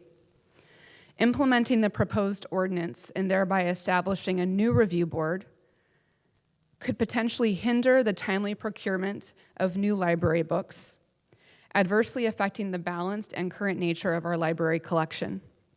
Moreover, considering the fiscal responsibility of our city, it is imperative to acknowledge that no specific budget has been allocated for the purchase of the books that are mentioned in the ordinance that may be subjected to this proposed review process, which could lead to unforeseen financial burdens. And I think it's also of note to mention that many of our committees and commissions and boards have been taken away over the last year, many of which have been done because of the purported burden on our staff. And I think that this is going to do much the same thing that was indicated that many council members did not want. Therefore, this substitute motion emphasizes a fiscally responsible approach that aligns with the existing library policies, which are designed to facilitate the careful and considerate review of materials. This approach not only addresses the concerns raised by Mayor Pro Tem Burns and others, but also ensures the continued vitality and relevance of our library's collection without imposing additional financial and administrative strains on our resources. I urge my colleagues to support this substitute motion, affirming our commitment to a cost-effective, equitable, and pragmatic solution that honors our community's right to a diverse, dynamic, and democratic library service. I'll second that motion. Thank you. I'm sorry. Oh, You it can was second so it? loud. Okay. Okay. Mr. Kalmick, you seconded. All right. Any comments? Are we ready to vote? Ready to vote? I'll go ahead and comment. It's not specifically on the Councilmember Moser's substitute motion, but just on the conversation that Councilmember Kalmick had with Mr. Highland. If I may, I can wait until Sure. after we Go vote ahead. on this. It doesn't matter to me. So I wanted to go back to the question about whether there's a conflict because of the presence of the reference to the Library Bill of Rights in section, can't remember the number, but in our municipal code. Because I think we need to go back and reevaluate that. So the Library Bill of Rights specifically says the following, and this is why I think it conflicts with what we are contemplating here tonight. So it has several sections here, but in relevant part, the Library Bill of Rights says libraries should cooperate with all persons and groups concerned with resisting abridgment of free expression and free access to ideas. It also says, let's see.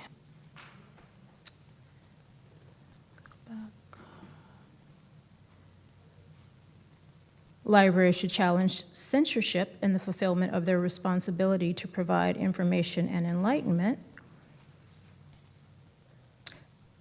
And I think someone mentioned a person's right to use the library should not be denied or abridged because of origin, age, background, or views. But these are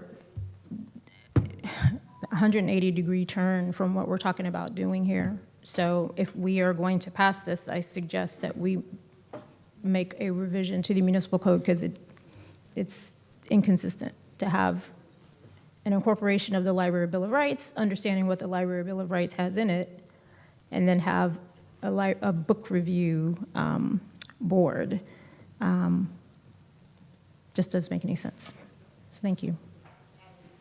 Thank you. You can go ahead and vote. All right. Councilmember Mosier, this is a substitute motion. Aye. Councilmember Bolton. Aye. Mayor Pro Tem Burns. No. Mayor Van Der Mark. No. Councilmember Strickland. No. Councilmember McKeon. No. Councilmember Kalmick. Aye. All right. The item fails 3-4. Voting on the second one? On original motion. I'd like to make a comment before we proceed with that. I think it's unfortunate that instead of just going with a policy that we already have, that already works, when we are experiencing the potential of looming deficits, not we, but the council is looking at trying to save money through the library. When we have an option here that is already working, you could have your people, 3 people each, go into the library every day, pull the books that they don't like or that they're concerned about, and fill out this form without it actually breaking the library's procurement system. It's possible right now to do that, and it's just unfortunate that you're going to proceed with creating a burden on staff, their resources and time, also the financial burden on our city to purchase all of these books without likely also having the liability and exposure of a burden of being sued, because there are no definitions here. We are giving away all of our rights as a council by having this be unappealable, the one board, commission, or entity within the city that I know of that is on its own, makes a decision, and it's done. And it's just really unfortunate that you propose to care about the financial well-being of the city, yet when we already have a process that is in place that works, that you've personally used, and we can't just proceed with that. I don't really understand what the rush is for this and why we can't just proceed. I guess that's it, but I just think it's unfortunate and it's unnecessary.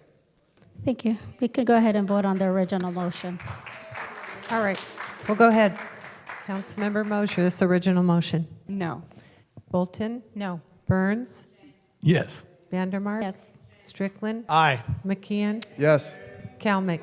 Nay. Item. I'm sorry, you're disrupting the meeting. You're literally disrupting the meeting. That, We should go to recess. Let's go to recess. all right, the item as proposed passes 4-3. Thank you. 5 minutes.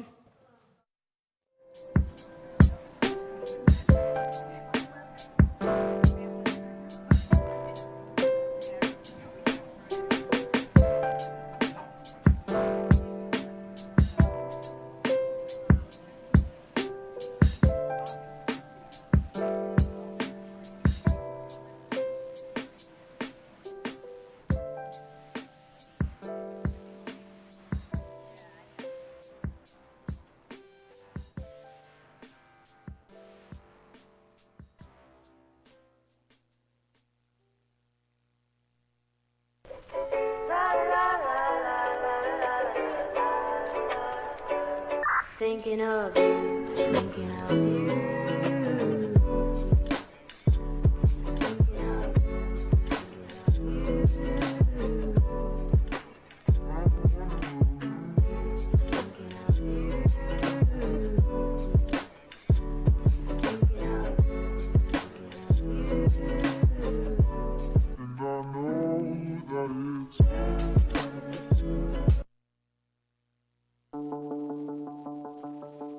I met him on a sunny day in late July, and everything turned upside down. I almost lost track of time as weeks went by. I couldn't get him off my mind. I told him I want that great love, like standing in the middle of a bonfire. You don't know how you got there, but you hold tight, knowing that you can't get burned.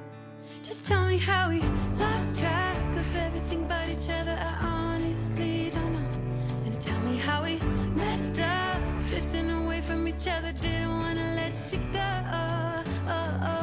Cause we wanted different things, and I have to deal with it, but it's not easy. So tell me how to let go, cause you really seem to know how to carry on your own. Ever since I got a good look in his eyes, I just knew that he was special. He said he wanted to take it slow, but I couldn't help that I wanted to take it to the next level. Cause I wanted that great love, like standing in the middle of a bonfire. You don't know how you got there, but you hold tight, knowing that you can't get burned. Just tell me how we lost track of everything but each other. I honestly don't know. And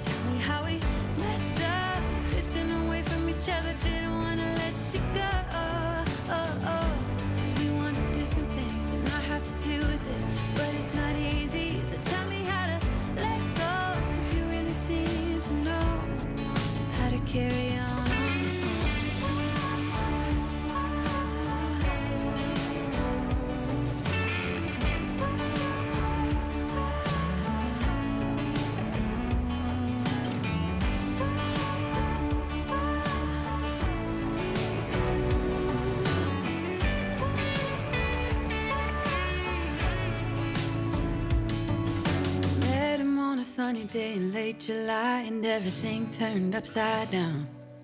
I almost lost track of time as weeks went by. I couldn't get him off my mind. I couldn't get him off my mind.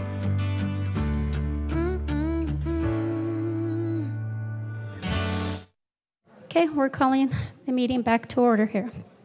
Moving on to item number 9. I'm going to recuse myself since I'm on the West Orange County Water Board. I need to recuse myself as well as I am an alternate. I'm on the board also. I'll recuse myself.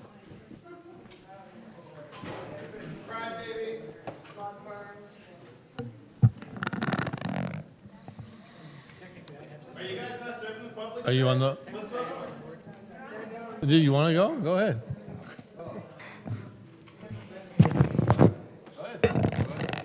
We're working under that manual. All right, that brings us to item number 9, the approval of the 6th Amendment to the West Orange County Water Board. Councilmember Van Der Mark, or Mayor Van Der Mark pulled it. I also pulled it, so I'll go ahead and introduce the item. I pulled it because I don't think we need to raise the stipend for this board. It's $100 now to double it, even though it hasn't been raised in 19 years. That's fine. The board, Councilmember Mosier and I served on it for a year or so. It meets for like 30 to 45 minutes. In my opinion, the board should be an MOU with the city of Huntington Beach since we have 2 votes. There's 3 alternates for it, so we get in quorum.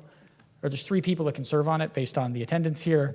So you can get quorum. And my understanding throughout my time is that the only reason they pay people to go to these boards is so they can make quorum. SCAG is now $150 a meeting. That's like a 4.5-hour meeting in downtown LA. I know that some of the other JPA members are the ones that were requesting this to go to 200. I think 200 is excessive, and I think $100 is completely fine for the level of involvement that this board needs and is just enough of a hedge to get somebody to do this.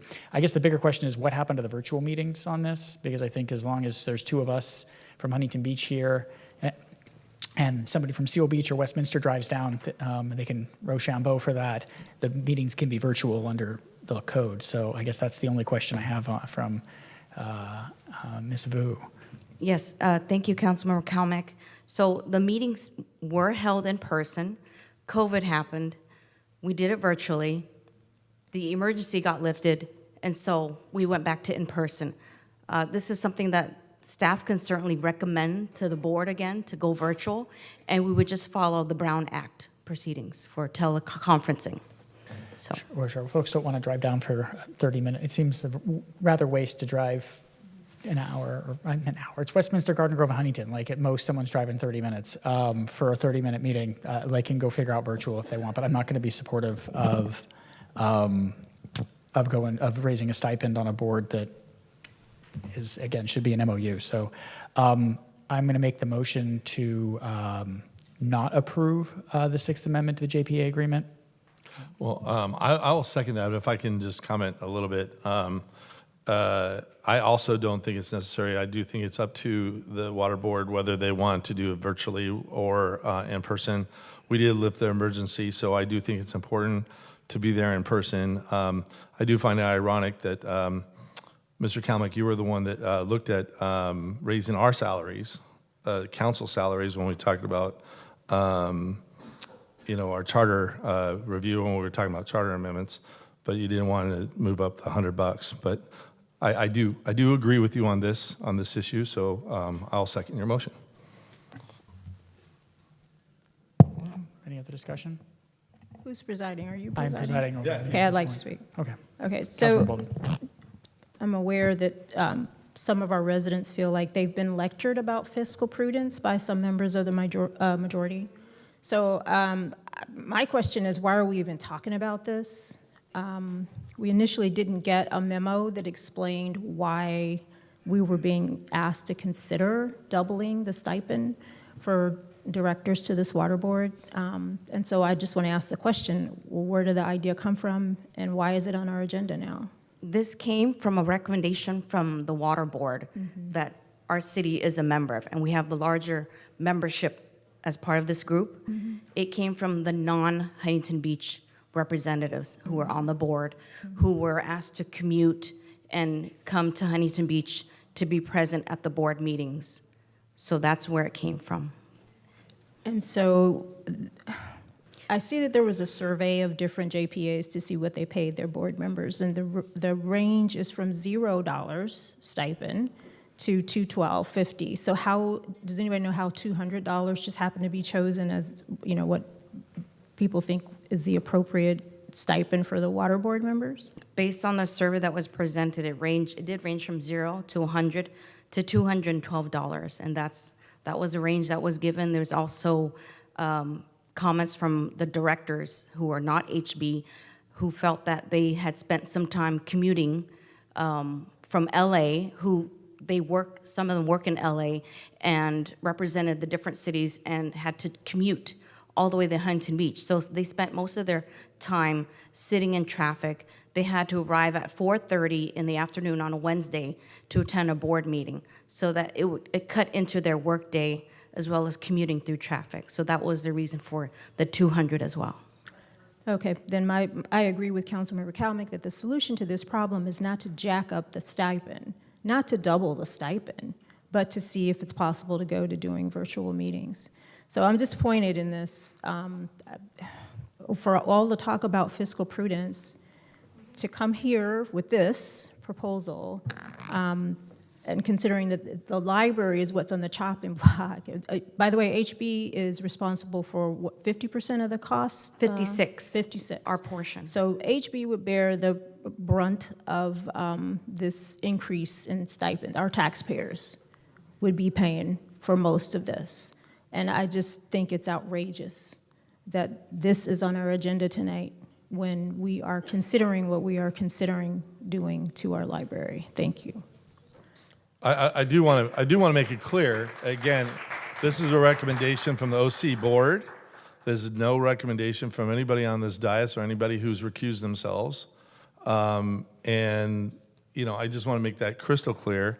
And I just want to ask also, when we reject this, because clearly it looks like we're rejecting this, do we have 56% vote? So when we reject this, is it totally rejected? Or do the other cities, if they voted for it, be able to get it done? It goes back to the board again to consider everything, all the agencies that were represented. So even if we're 56% of the money, we don't have 56% of the vote? I would like to interject before staff answers. My understanding the JPA agreement would have to be unanimous for the JPA agreement to be amended, or is it by a majority vote? Because this is an amendment to the JPA agreement. It's an amendment to JPA. It has to go back to the board for a vote. And it's a 4-agency member, and Huntington Beach has the majority. I have to look at the bylaws to see if it's a majority or unanimous. That part I have to follow up on. But it does go back to the board at the next meeting on April 17th to consider the stipend again. So it will be discussed at their board meeting. And again, for the members and for the audience, I want to make it crystal clear that no one on this dais, even folks who had to recuse themselves because they serve on this board, brought up this to our agenda today.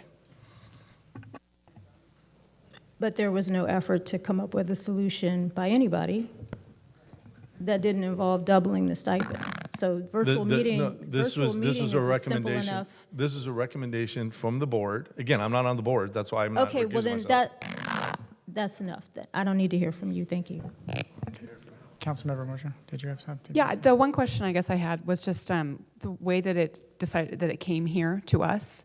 I know it was the entire board. They were all surveyed. Is that correct? Can you repeat the question? So all of the people who are on the board that were there present, I know that we have 3 people here that are not always all on that board. It's one person or 2 actually at a time. We have 2 from plus HB. the alternate. So was the entire board surveyed for the dollar amount to bring it forward, to make a decision about it being increased? Because you mentioned that everybody reviewed the dollar amounts and they looked at a range of dollars. The board supported it, and that's why it's here today. I don't know what the final vote was, if our delegates voted for it or not. Well, there's 5 members on the board, right? So I guess I just wanted to make it May clear vote no, I that don't know. everybody who was on the board, maybe not at least the majority, brought it here today and did all Correct. see the increase in the stipend. Correct. Okay, thank you. All right, so any other comments? Great, all right. We ready to vote? All right. And this is to deny the Sixth Amendment as presented. Councilmember Mosier? Aye. Bolton? Aye. Strickland? Aye. Kalmick? Aye. Okay, the item passes 403 with Councilmembers Burns, Van Der Mark, and McKeon recusing themselves. We'll wait for the folks to come back in the room.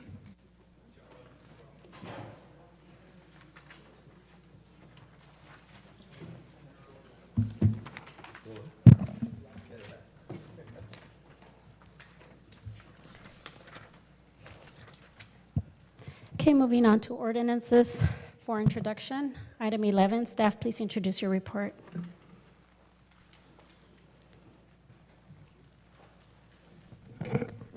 Honorable Mayor and council members, tonight I'm here to discuss Ordinance 4319 regarding proposed changes to Chapter 13.08 of the Huntington Beach Municipal Code, a chapter specifically related to the city beach and adjacent beach areas.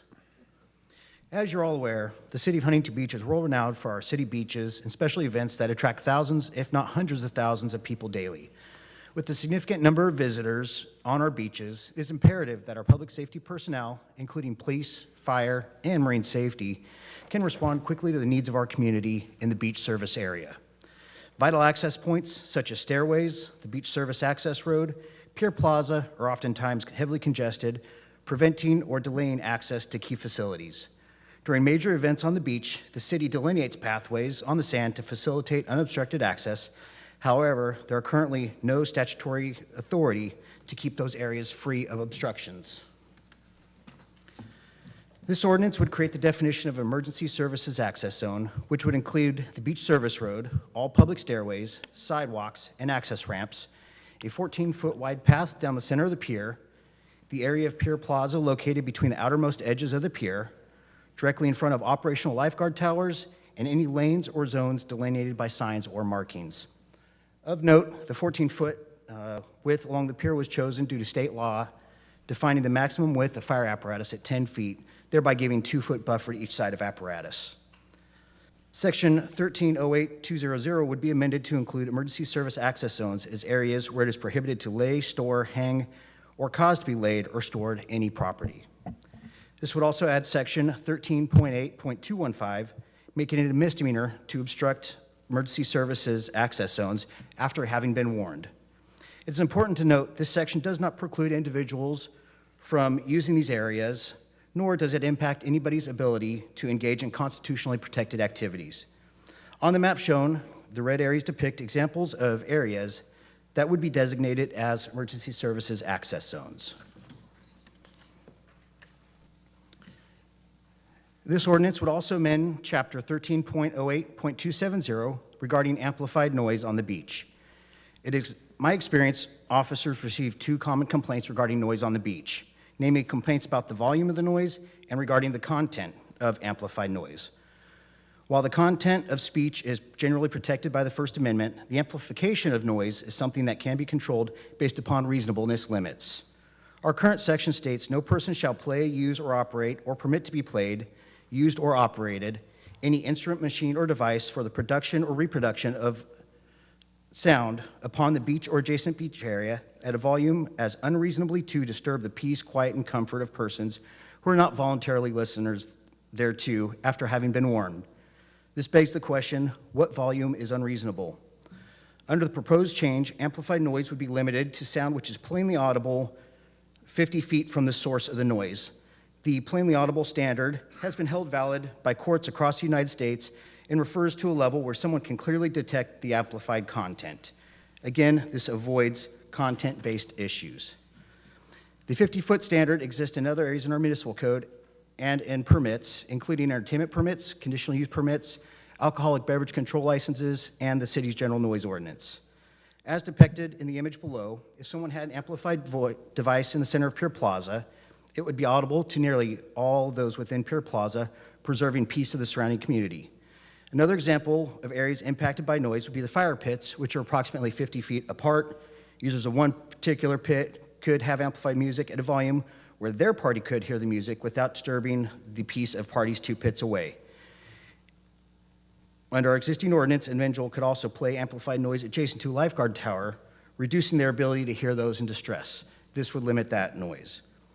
We also recommend amending sections 1308.051, bringing consistency to the manner in which tents and canopies are regulated on the beach. This requires canopies to have two sides open to the public at all times, and it would prohibit tents in excess of 100 square feet. We recommend adding section 1308.305 to prohibit restroom obstructions, amending 1308.020 to include the phrase affix items to the list of what constitutes a violation of that section, and adding showers, trash cans, and vegetation to the list of property covered by this section. Lastly, we cleaned up the language defining who the director is. Thank you for your time, and I'm available to answer any questions. Thank you. Does anybody have any questions? Councilmember Kalmick. Lieutenant Smith, could you just mind just clarifying on the noise, just so people understand? When you say you can hear the noise, it's not necessarily that you can hear the music, but you could hear the defined lyrics of the music, correct? Correct. The standard the courts have heard is they don't, in certain cases, they referred to it as the plainly audible, meaning you don't have to like know the exact song that's being played, but if you can clearly hear what that song is, that is plainly audible. And again, that would be dependent on the environmental conditions in the area at that time. So if there's a lot of people in the area talking, that might mute out some of the amplified noise versus when it's a quiet evening, there's nobody around. Perfect. Yeah, and I appreciate you putting all the hard work into this because it just really removes the ambiguity from a lot of these sections and just makes it more precise and tight. So I appreciate the hard work you guys did on this, especially with the public restrooms. So thank you. Thank you. Councilmember Kalmick. Thank you. And I do appreciate Lieutenant Smith. I drafted a pretty complicated email, and you got back to me relatively quickly with a very large response that I think answered all my questions. I also had questions about why this was done in this section of the code and not the noise ordinance, and that there were potentially some conflicts there, but they actually, in fact, weren't conflicts. And the 50-foot standard is, I think, reasonable based on how we regulate bars. You open the door if you can hear it from 50 feet away type of thing. And it's good to know that it's common. This is not an outlier ordinance. Like the terminology we're using isn't made up just for us. And if I may, the plainly audible standard is actually less restrictive than for our entertainment permits, which is just any audible noise at 50 feet. And again, this is just for amplified noise. So people will be able to use speakerphones, amplified, sound at the fire pits or on the beach. They'll be able to enjoy the amenities. Right. I appreciate that. So then the other piece was on the pier, and it kind of, I would have asked this earlier, but it just kind of came to me. So with the fixing things to things, right? And obviously we've seen some things on Instagram of folks affixing things to things. Do we run into issues? You said constitutionally protected. I assumed you meant First Amendment, but what about state constitution with regard to being able to fish from our pier? I know that the state lands is very interested in how we use our pier at this present junction. Did that 14-foot buffer okay with them with regard to not being able to affix anything, set anything down, that type of? The 14-foot is for the emergency services access area of setting objects in that area that would obstruct the path. Okay. So again, fish and tackle boxes, things like that, like how much space between the outside of between basically the edge of the special emergency access area and the railing? There's still several feet. Several feet? Okay. Yes. All right. So we don't assume we're going to run into issues with state lands with regard to that? I don't believe so. Okay. Awesome. Well, thank you so much.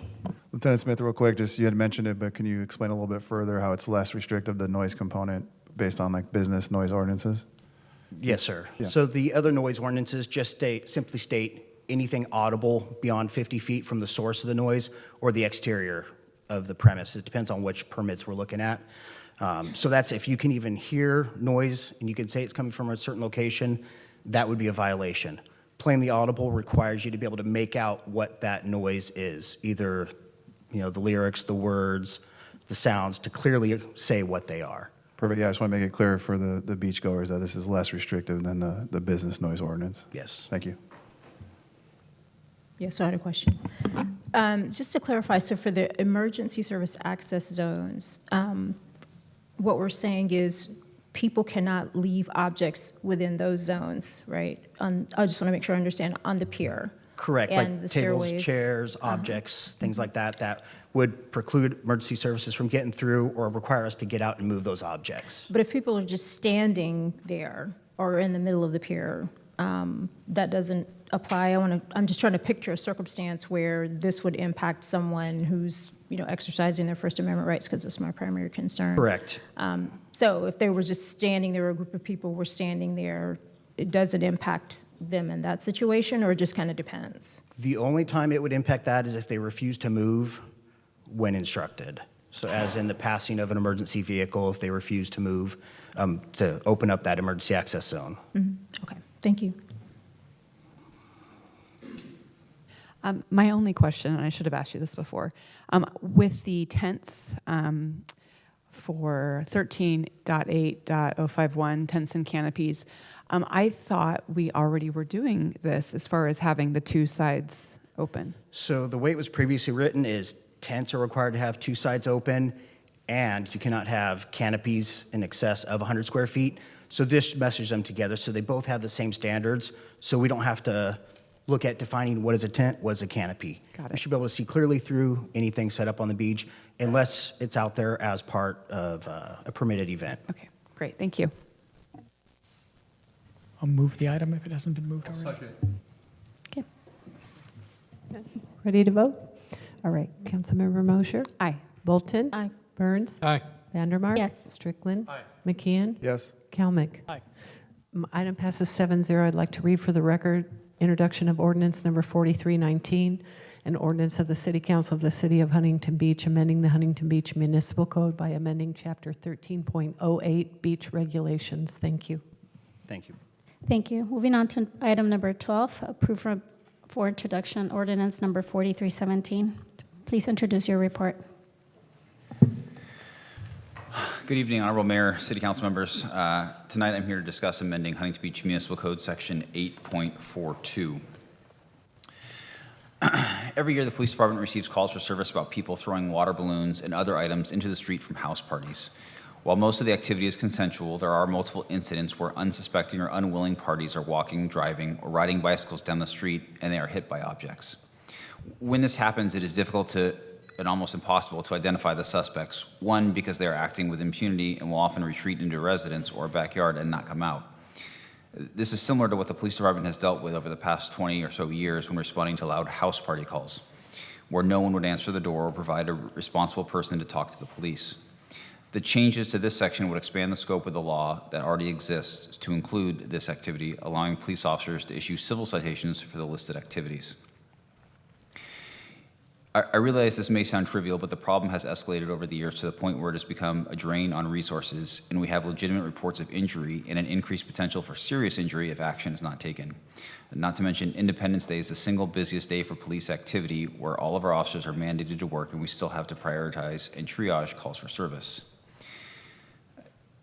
To that end, this next slide is a short video. It's less than 3 minutes, but it's taken from body-worn camera footage from officers responding to calls for service involving this very activity, just on this past 4th of July alone. I thought it relevant to show the video just to have a realistic understanding of the issue and the resources it takes. We were actually, I don't know the name of the street, but we were actually going up Alabama. So, yeah, going up. And then as we were going up, north? Yeah, north, going up north. So, yeah. So as we were going up north, obviously, they were on this side of the street, and they just started chucking balloons on my window, as you can see. And I was like, I paused, because I was like, I thought they threw a bottle. And I was freaking out. I was like, hey, what the hell, man? The house down there, they threw where Michelob Ultra at. They did it in car? They hit my car. They hit my son in the face with it. Where you go, man? Are you okay? Yeah, we're fine. We were just driving through, and they kind of just like pegged us a few times, like through the windows. Where did it hit you? Well, it hit me like directly in the face. It was a water balloon that hit me in the face, though. And then did a can hit you at all? Nah, the cans were hitting the car, I guess. Like, So a water balloon hit you in the yeah. face? How's it going, guys? Hi. Hi. We're getting some calls that you guys are throwing water balloons. Not us. Not you. Here. All right. We just got home. You look all the way down the street. Everybody's throwing water balloons. Yeah, we know. But the difference is they're saying you guys are denting cars, which is why we come. So, not you guys though? I promise you, we're not. Just That's not. not him with the water balloon that he's releasing the water? I was standing right here. Maybe it's them over there. No, we're not talking about him. Oh yeah, they are throwing water balloons here, all up and down. I actually saw what happened. He was talking to the guy. He was talking to whoever on the corner. Hi. Who lives here? Who lives here? None of us. Nobody? You guys are just visiting? Yeah. Okay. Well, this street's a problem street for us every year, right? People are throwing water balloons, and I get it. We want to have fun. If you're throwing water balloons back and forth at each other, do it all day, but not at people that don't know you're throwing water balloons or you don't know, right? Because then we have to come out here and start doing things like give you warnings, give you fines, and if it goes really bad, people go to jail. We don't want to do that. We want you to have fun. Does that make sense? Sure. All right, fair enough? Yep. So don't throw at people you don't know. No water balloon direction. Specifically where? That corner house right there. Right there in the corner? The right side? Trust me, you'll see them. They've been hitting cars and like. I know. Always wanted to hold the call. Officers come by, they run in the back of the fence and they shut the gate. Absolutely. Okay, so. And this side too. Greenhouse or red umbrella? That one right over there. Shutting the water balloon operation down. I have people filing vandalism reports, and we've so many calls. All right, so I have people's cars that got damaged, right? I have people calling in that are driving, saying they're getting hit in the face.